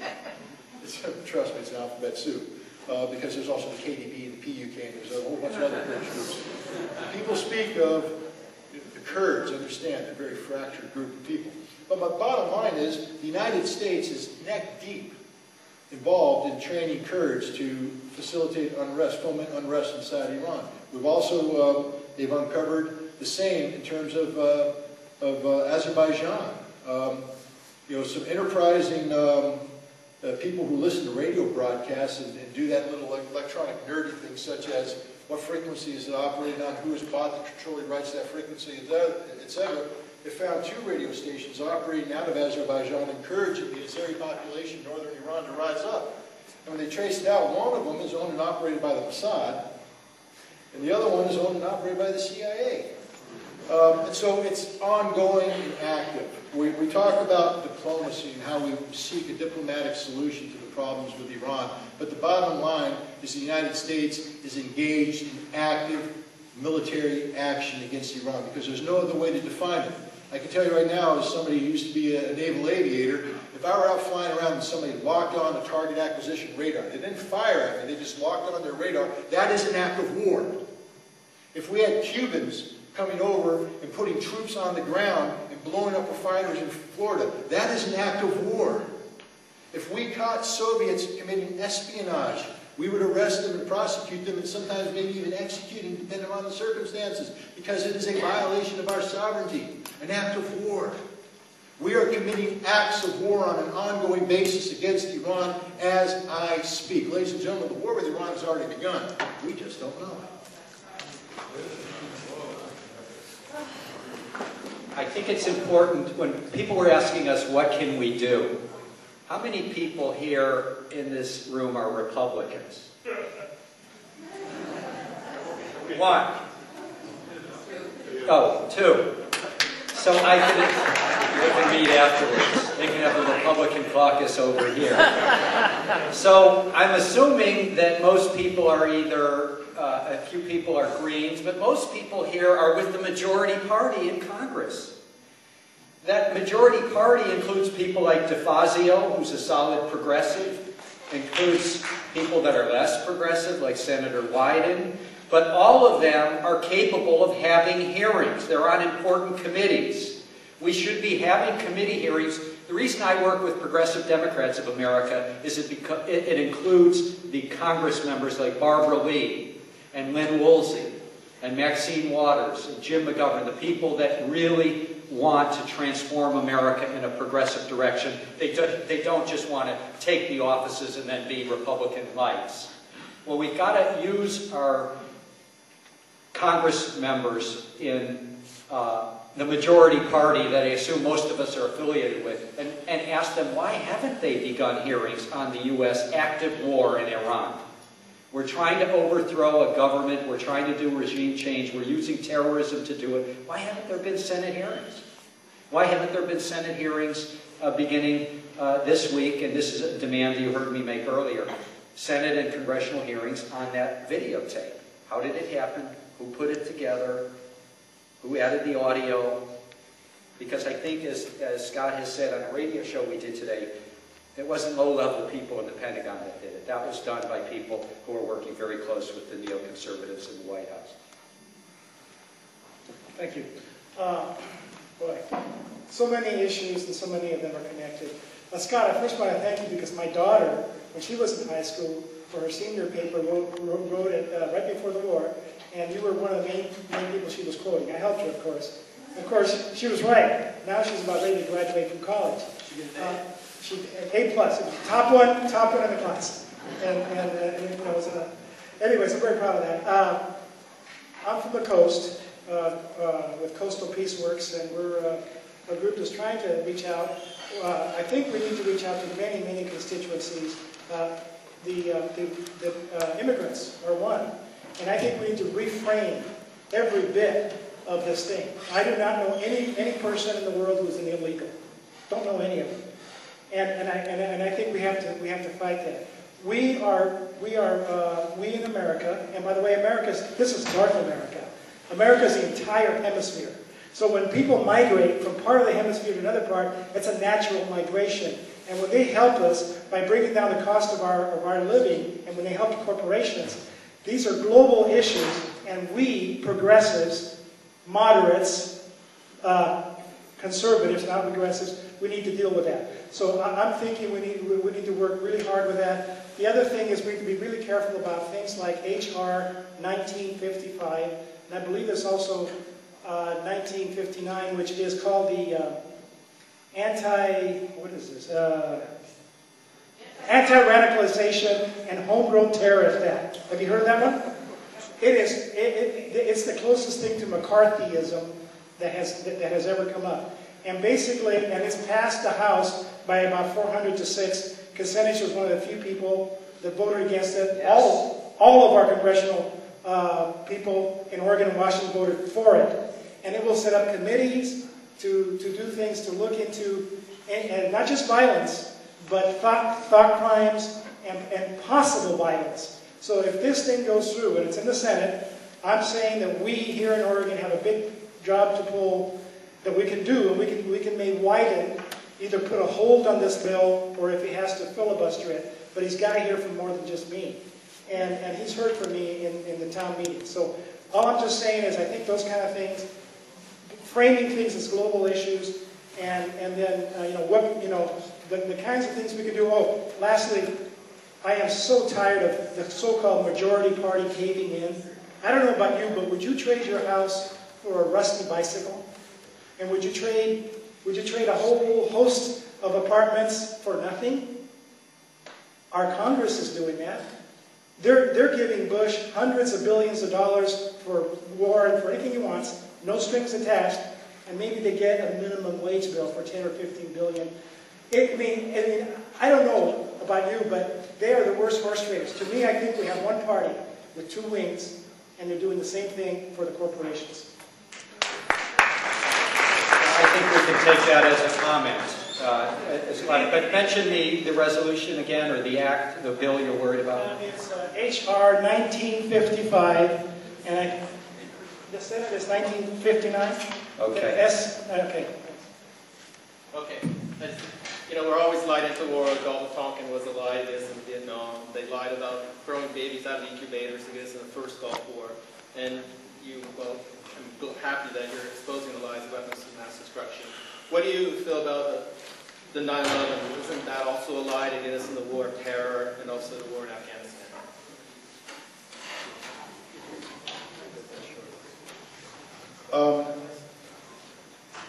I'll just keep this short and simple. Something bad happened on 9/11. Okay, and there was a committee formed, congressional committee, the 9/11 Commission, and they published a report. And that report is woefully inadequate, and it leaves unanswered many questions. And I think it's imperative that as Americans we know the truth of what happened that day, what led up to that, etc. And so I'm all in favor of reopening the 9/11 Commission and getting to the bottom of everything that happened. I will say this, though, in my opinion, the biggest crime took place on 9/12, and that's when the Bush administration used the events of 9/11 to propel us into a war in Iraq that had nothing to do whatsoever with what happened on 9/11. And that war is now expanding into Iran, which likewise had nothing to do with the events of 9/11. Until we the people understand that we are victims of our own ignorance, that we are allowing this government to lead us down the path of death and destruction, we've got serious problems. And that's where I'll leave it on 9/11. Thank you. If the United States goes to open declared war against Iran, our military is already stretched to the breaking point in Iraq, looking for bodies of soldiers that could to fight one war. Where will they get the soldiers to fight in Iran? We have a very large military. Be rest assured that your U.S. taxpayers' dollars are being used, I won't say efficiently, but they are being used to build one of the largest militaries in the world. If you take a look at defense spending levels, we sit here and criticize the Russians for having the audacity to spend $100 billion. The Chinese up their defense spending, they added another $40 billion to their defense. So, we spend close to $500 billion a year on defense. But we got a big military. It is stressed. There's no doubt about that. Right now, when you talk about combat forces, ground combat forces, it's pretty much we've divided them into thirds. We have 1/3 of our ground combat capability deployed overseas at any given time, fighting the so-called global war on terror, Iraq, Afghanistan, and other deployments. We have another third that are coming back from this deployment. Then we have another third that are preparing to go in to this deployment. If we go into Iran, it's very simple what they'll do. They'll freeze the troops that are in there right now, and they'll push forward the third that are preparing to go. So we have more than enough troops. This is what I keep trying to tell people. You think we can't do it? We can do it. We can start this thing. It's not a problem. Start it. The problem is finish it. And Iran will not be a cakewalk. Iran is not Iraq. It's not just a matter of N's and Q's. It's not just a matter of Arabic and Farsi. The Iranians, it's a much larger nation. They haven't been devastated by economic sanctions like the Iraqis have been. Their military is ready to fight. Think to the summer of 2006. The vaunted Israeli Defense Force is getting ready to throw its entire weight against the dastardly Hezbollah terrorists. And here comes the IDF, and they're going to kick Hezbollah butt. Except they didn't. Hezbollah kicked their butt. Hezbollah fought them to a standstill. Hezbollah were the students. The teachers are the Iranians. Ladies and gentlemen, if we go to war against Iran, we're going to fight the teachers. And we better understand that before we start this fight. Because it's not going to be easy, and it will be drawn out, and it will not end well. We have more than enough troops to start a war with Iran. The problem is how do we finish the war? If we don't have enough conventional power to finish this fight, this is where it gets really frightening. Because we now have a leadership in place that not only believes in the concept of usable nuclear weapons, but has actually created and deployed usable nuclear weapons. We have changed our nuclear weapons implementation policy now so that we can use nuclear weapons preemptively in a non-nuclear environment. Which means that if we get bogged down in a conventional war with Iran and things aren't going well for us, out come the nukes. That changes everything. I want to add a postscript. When Scott talks about $500 billion yearly in military expenditures, there are historians that have looked at other empires throughout history. Rome, British Empire. There's never been a time where a country spent more on its military than all other countries in the world at that time spend on their military. And if you look at the Democratic Party leadership, they don't even talk about it. Progressive Democrats talk about it. DeFazio historically has been the leader on that. But if you're Democrats and you vote for Democrats, you should be asking them, what are they doing with this outrageous military budget that can only be used to defend empire? It's obviously not about defending the American people.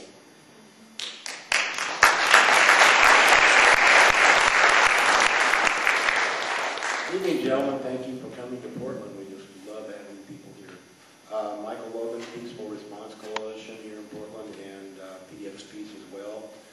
This month, mainly for Scott, a two-part question concerning your experiences with the United Nations. First of all, how much success do you think that El Baradei will have in helping to convince the Europeans that maybe they're stepping out on a bit of a plank here? The second half of that question, what in the world was Colin Powell thinking? What in the world? We speak of the United Nations and we speak of weapons inspection, whether it be the work carried by United Nations inspectors that I was involved in, or the work that's ongoing today in Iran by Mohammed El Baradei. You've got to divide it into two halves. The first half is the technical half. The second half is the political half. On the technical side, I think the track record of both what I and other inspectors did in Iraq and what Mohammed El Baradei's inspectors do in Iran is unequivocal. It's the most technologically advanced, intrusive arms control regime the world has ever seen. There is not a technical question that hasn't been asked and been answered, and answered sufficiently or more than sufficiently. We knew as weapons inspectors in Iraq that we could account for 95 to 98% of Iraq's weapons of mass destruction programs. We knew that we were monitoring the totality of their industrial infrastructure with the most intrusive arms monitoring regime in the world. We knew that they'd neither reconstituted nor reacquired weapons of mass destruction capability. From a technical perspective, we did a heck of a job. I don't want to say that because Browning did a heck of a job too. But we did a pretty good job. And Mohammed El Baradei is doing the same thing in Iran. Since 2002, they have sent inspection after inspection after inspection into the totality of Iran's nuclear infrastructure. They've gone in there with sensitive equipment, and they have poured over every aspect of Iran's nuclear program. They've come back with a conclusion. There is no evidence to sustain the notion that Iran is pursuing a nuclear weapons program. That is a solid technical finding. That's not a political finding. That is a technical finding. The problem is now we run into the world of politics. And when we talk about the politics of the United Nations and the United Nations community, we're talking about the politics of one nation. That is the United States of America. We dominate the United Nations. And therefore, even though the technical report comes into the UN community, the United States has a unilateral political objective. One in the case of Iraq, which said we're going to get rid of Saddam Hussein and use WMD as the excuse. Therefore, we don't care about this technical finding. Or in Iran, where we're going to get rid of the theocracy, use nuclear weapons as the excuse. Therefore, we don't care about the technical finding of Mohammed El Baradei. The weapons inspectors have become moot. They don't matter. What matters is the process of inspections. And what I mean by that, again, I'll tell you. Iraq was told by the United States in November 2002 they had to submit a declaration that listed the totality of its holdings of WMD.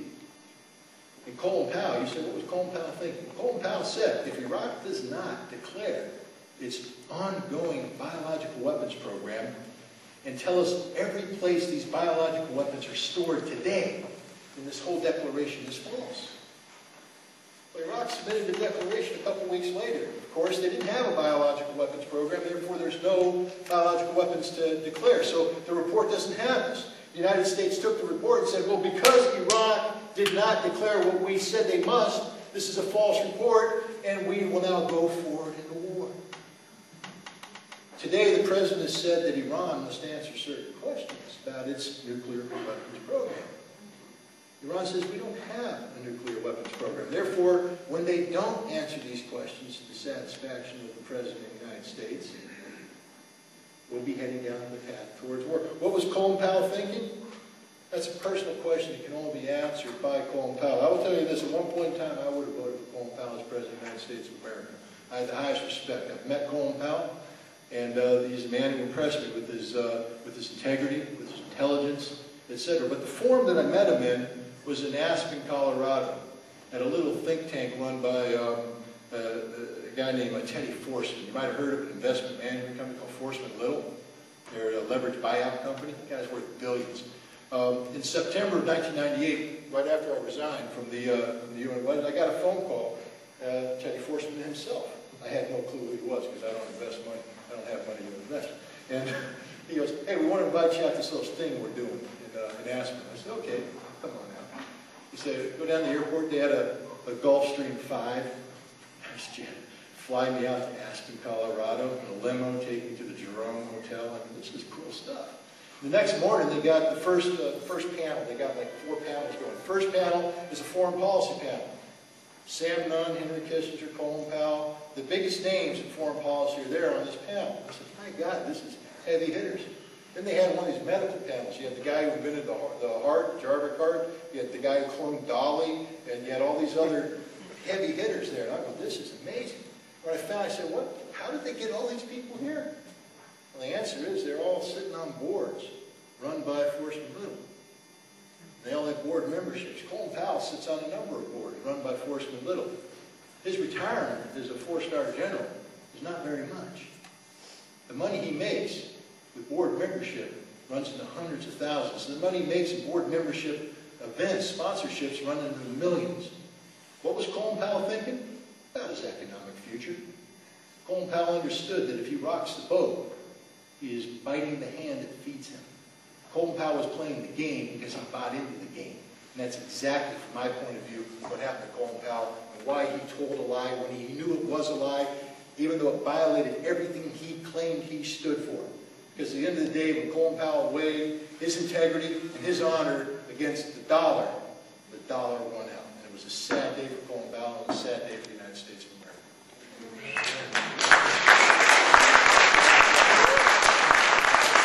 I want to say something quickly about the media's role in the Cohen Powell speech. Within hours, I was getting stuff on the internet from British scholars, people who are real weapons experts, poking holes in the speech, saying this is not true, this is a false translation. But if you looked in the U.S. media, here was a speech that was provable at the time, the day it was delivered, to be basically full of exaggerations and distortions. And what happened in the media? No one in the country who got their news from TV networks heard any of these voices. Why? FAIR did a study of these 2 crucial weeks, 1 week before and 1 week after Powell's speech, to see who was allowed to speak about Iraq on the biggest TV networks, ABC, CBS, NBC, and so-called public TV, PBS, their biggest news shows. 390 people were allowed to speak. Only 3 of them were war critics. That's a debate that's less than 1% were dissenting voices. I always look for silver linings when I'm analyzing the media. I like to think that when you look at the debate that happened there, it was a little better than the debate on Soviet TV before they invaded Afghanistan. It's less than 1% dissenting voices at a time that every single poll, this is February '03, every single poll showed half of the country was against this rush to war. But that half of the country was not allowed to be heard on national TV. And that's why we need independent media, and we need all of us who are... How many people give money to cable, for example? Okay, I'm in a friendly place. Hi, I'm from Portland. I go to school in New York, and I should let you know that my friend and I are both 19, and we are more than happy to be here instead of watching the Paris Hilton Marathon.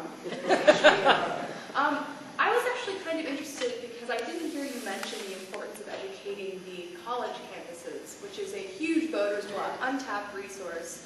And there's no other reason that I went to college than to gain the tools to be active. I cannot tell you how many wonderful speeches and forums and protests that I've gone to here in Portland where I have left angry because nothing has been changed, and it's just been a lot of liberal propaganda that goes nowhere. So my question is, I mean, is it really a question of ignorance, or is it a question of action? Because if Mr. Cohen is right, and we have lost mainstream communications, you know, the written word is no longer a truth, a symbol of truth, that's just been corrupted by endless propaganda from both parties and both sides. What do we have left? I mean, you said the congressional hearings, that's a good way to do it. But we've got thousands and thousands of college students on campuses with no idea what the hell to use with their own knowledge, you know, and this is incredibly depressing because the rise in college entrances was paramount in 2006. I think it was the largest number of college applicants in the history of the States. So, I mean, we don't have language, we don't have the anti-war movement. I mean, what do we have left? And yes, it is important to educate the high schoolers, but their consciousness has grown, and they're angry, and they go to college to free these tools, and they're faced with this problem. Just take that real quick. Where in New York are you? Sarah Lawrence College. Okay. God bless you. I speak at a lot of colleges. I've been doing nothing but speaking in colleges since 1998. I mean, I've traveled from the West Coast to the East Coast, from the North to the South, and every place in between. And I continue to do so. The problem with the college market... Well, thank you. Well, thank the colleges. I mean, it's great. But the problem with the college market is it's a business. Okay, if you want to speak at colleges, you just don't go and say, hey, see, right now, when I was told I was going to come out west and talk, I was asked by Jeff Norman, he said, are you willing to talk at high schools? I said, yeah, every single one you can line up. And high schools are like, hey, yeah, we'll do this, we'll do this, we'll do that. It's not a problem. You want to speak at a college, you got to have a speaker's bureau. So you join a speaker's bureau. I did that. I joined a speaker's bureau, and they go out there and they pitch the colleges. The last 2 years are some of the most critical years in modern American history. We're talking about war and peace issues. All right, especially let's take this year. Talk about Iran. Talk about the potential of war with Iran.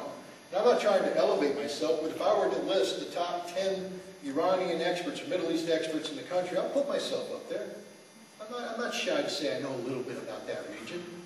The college market doesn't want to hear it. I mean, the people who go and pitch the college market say, that's too heavy, man. It's too depressing. The kids don't want to hear that right now. Now, I know the students want to hear it, but the people who control the money on the campuses, who can bring in the speakers, are saying, we need something a little bit light. At least this is what I'm being told by my speakers bureau. I want to go to colleges and I want to speak at colleges because it is an important market. Why is it one of the most critical markets? Because they vote. They're of voting age. They can go out there, and it's not like high school students who can get all riled up, but then on election they can't do anything about it. College students can actually go out there and vote, and they need to be addressing that. They're trying to address it, but we've got a problem because it's just like when you talk about special interests here in the United States. Colleges are run, if you take a look at how your college, I don't know if Sarah Lawrence is run this way, but if you go take a look at most colleges and where the money is to bring in speakers, it's controlled by a board, and that board is very selective on how they and who they bring in. And it just seems to me, or at least this is what I've been told by the Speakers Bureau, the college is more interested in hearing comedians and more interested in hearing lightweight stuff. They don't want to have somebody come in and talk in depressing, heavy subjects about war in Iran. I do sneak into colleges in the indirect route. by going to college towns and speaking to college towns and getting access that way. But it's very tough right now to break into the college market with this kind of talk. It's a very tough thing. We're trying to do it. We're making an effort to do it. But you know, the bottom line is the colleges have to make it easier to bring it in. Now, if you could go back to Sarah Lawrence. Yeah, I'd love to get your contact information. Fawaz Gareth Fawaz is on the board at Sarah Lawrence College, as well as I am. Go back to Sarah Lawrence. Yeah. And tell the Student Activity Committee, let's kick up some money, contact the speaker, you know, type in the name of the person you want, find the Speakers Bureau that represents them, and contact that Speakers Bureau, and you'll have them that quick. But unless you do that, if you're waiting for the college to do it for you, you're going to get Dave Matthews again. Because it's a hell of a lot less impressive than Scott Ritter. I think what's important, going beyond, let's say Scott Ritter is at a campus, or Ray McGovern, or Amy Goodman. We've got to go beyond just making speeches and hearing speeches. And the thing I've been trying to stress from the beginning is organization. And unless we form organizations, independent political and media organizations, we can't defeat them. And that's why it's so important that you have institutions here like KBOO. You have institutions here. There are people here connected to the Portland Alliance. You have, you know, so I think the key is what do we do with our knowledge, and how do we turn it into action? I just think the key is political and media organization. We need to build independent media. No generation has done it better than your generation. On the internet, and by the way, no generation in today's voting, in all the polls, is more progressive than your generation. And I'm one who, you know, the first question came from Liz of Progressive Democrats of America. I think the best thing about the Obama movement is not the candidate, it's the people in it. And I've been to a lot of the Obama events. It's young people, it's multiracial young people. There's lots of great things happening in the country that are leading to new organization and new media institutions and independent media institutions. So I think that the key is not that we just all read and come to lectures. It's that we form ongoing organizations in our communities that work week by week by week. And ultimately, the reason I had a third-party background for years. The reason I joined Progressive Democrats of America is I believe, like the right wing took over the Republican Party over 20 years and converted it into something that really stood for principles, in my view, totally wrong ones. But they took over one of the major parties. I believe if progressive people go into the Democratic Party and you elect people that they say they're going to vote against war and they vote for war, you run against them.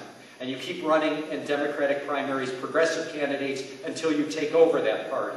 And once there's a major political party that stands for something, like a Democratic Party standing for progressive principles, where a DeFazio is not out on the fringe, but he's in the majority of the party, then I think our country will be on the verge of momentous change.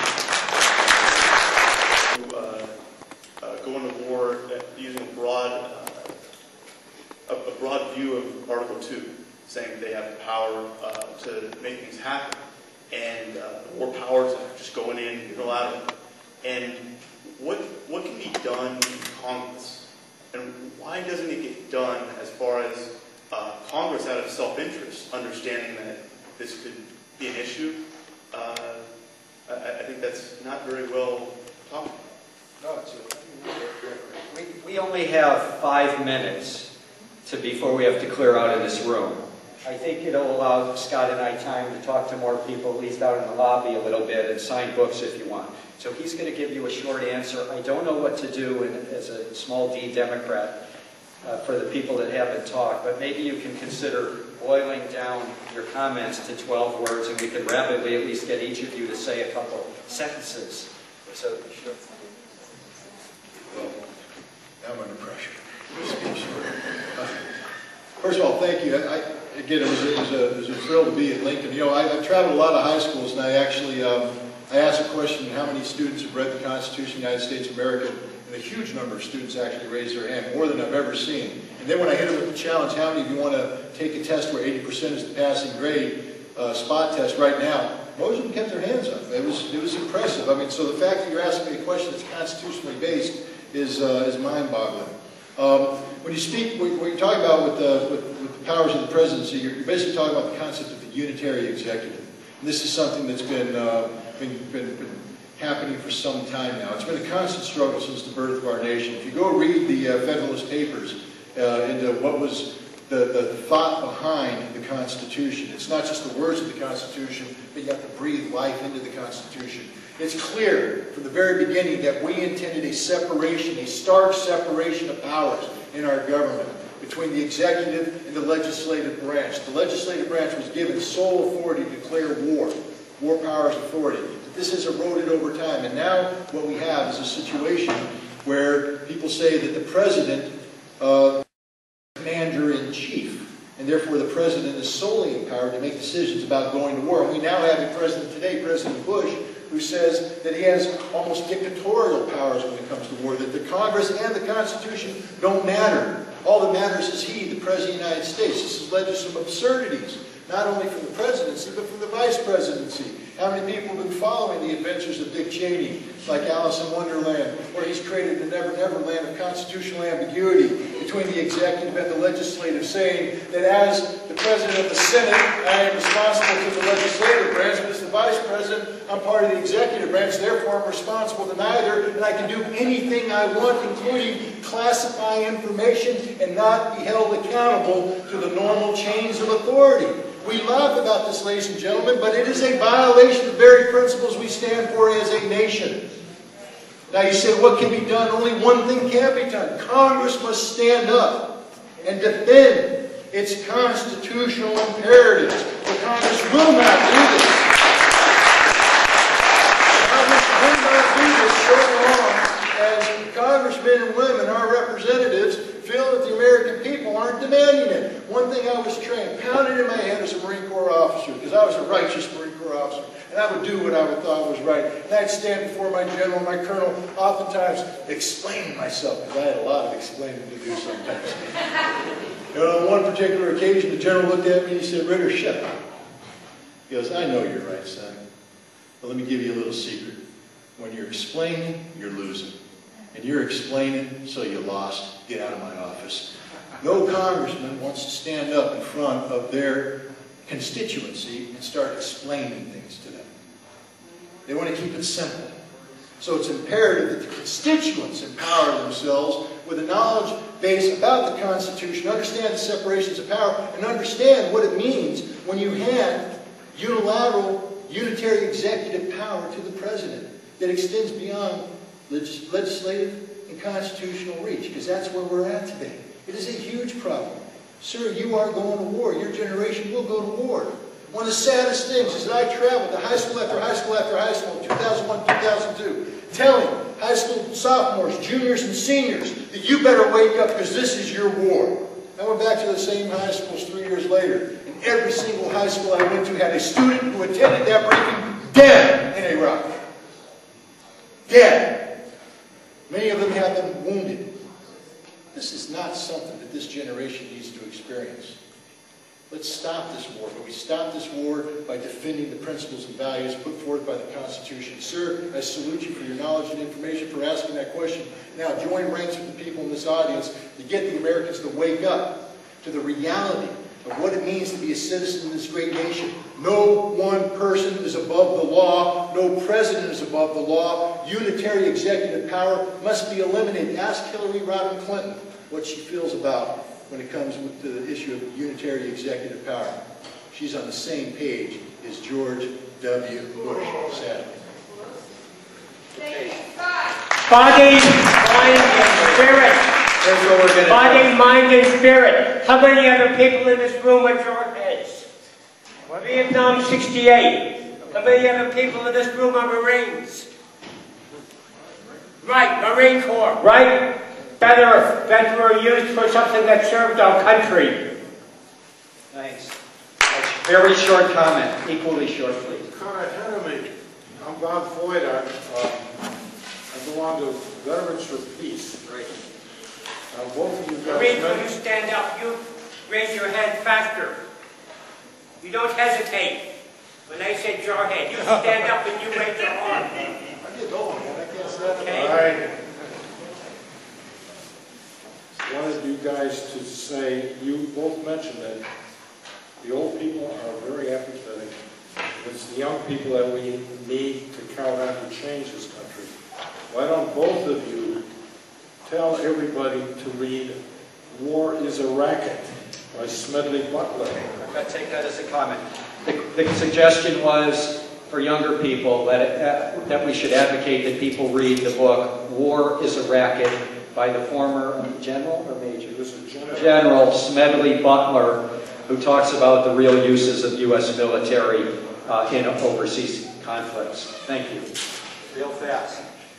Yes, given that this is directed to both of you, but perhaps especially to you, Jeff, given that it seems the Bush administration is determined to go to attack Iran, we can expect more incidents such as happened in the Persian Gulf last week. What are the best sources of information to understand what is actually happening and to be able to counter? Okay, best sources of information to figure out what's really going on in Iran and the Middle East. I read, every day I read the website that I think is head and shoulders above all the others, just because it's so simple to use, is commondreams.org.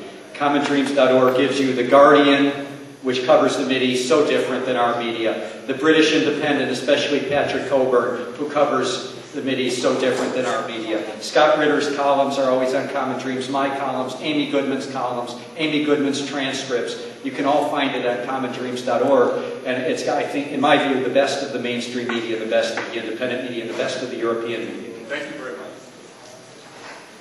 Mr. Ritter, I want to thank you very much for coming here this evening. I really came up with this microphone to say thank you for your courage and your wisdom and all the anger you have withstood in order to tell the truth about what was going on in Iraq. I still remember you on television debates with that jackass with the Australian accent who kept saying there were, you know who he is, there were weapons of mass destruction, and you were saying they weren't there. You have, I think, in a way, become our sojourner truth, and I just want to thank you.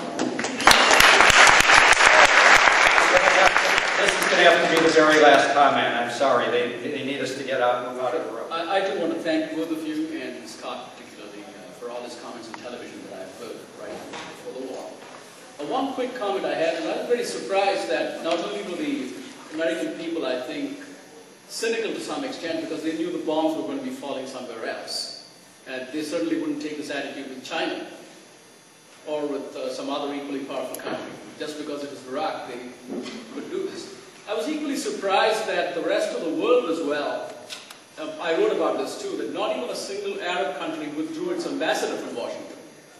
So how do you account for the cynicism that pervades not only our country, but also the rest of the world? Real quick, what I'll say is this.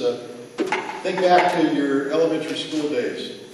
You know, that awkward time, 3rd, 4th, 5th grade recess. You always had that oversized kid that developed pretty quickly. He became the schoolyard bully. Everybody would talk about the reality of the schoolyard bully behind his back, but when it came time to confront the schoolyard bully, everybody was compliant. When the schoolyard bully picked on people, he picked on the weakest people, he didn't pick on the strongest people. I think it's clear to say that today's global environment, America has become the schoolyard bully, and the world is behaving as a bunch of compliant school children afraid to stand up to this reality. That's how I would explain what's happening. Thank you very much.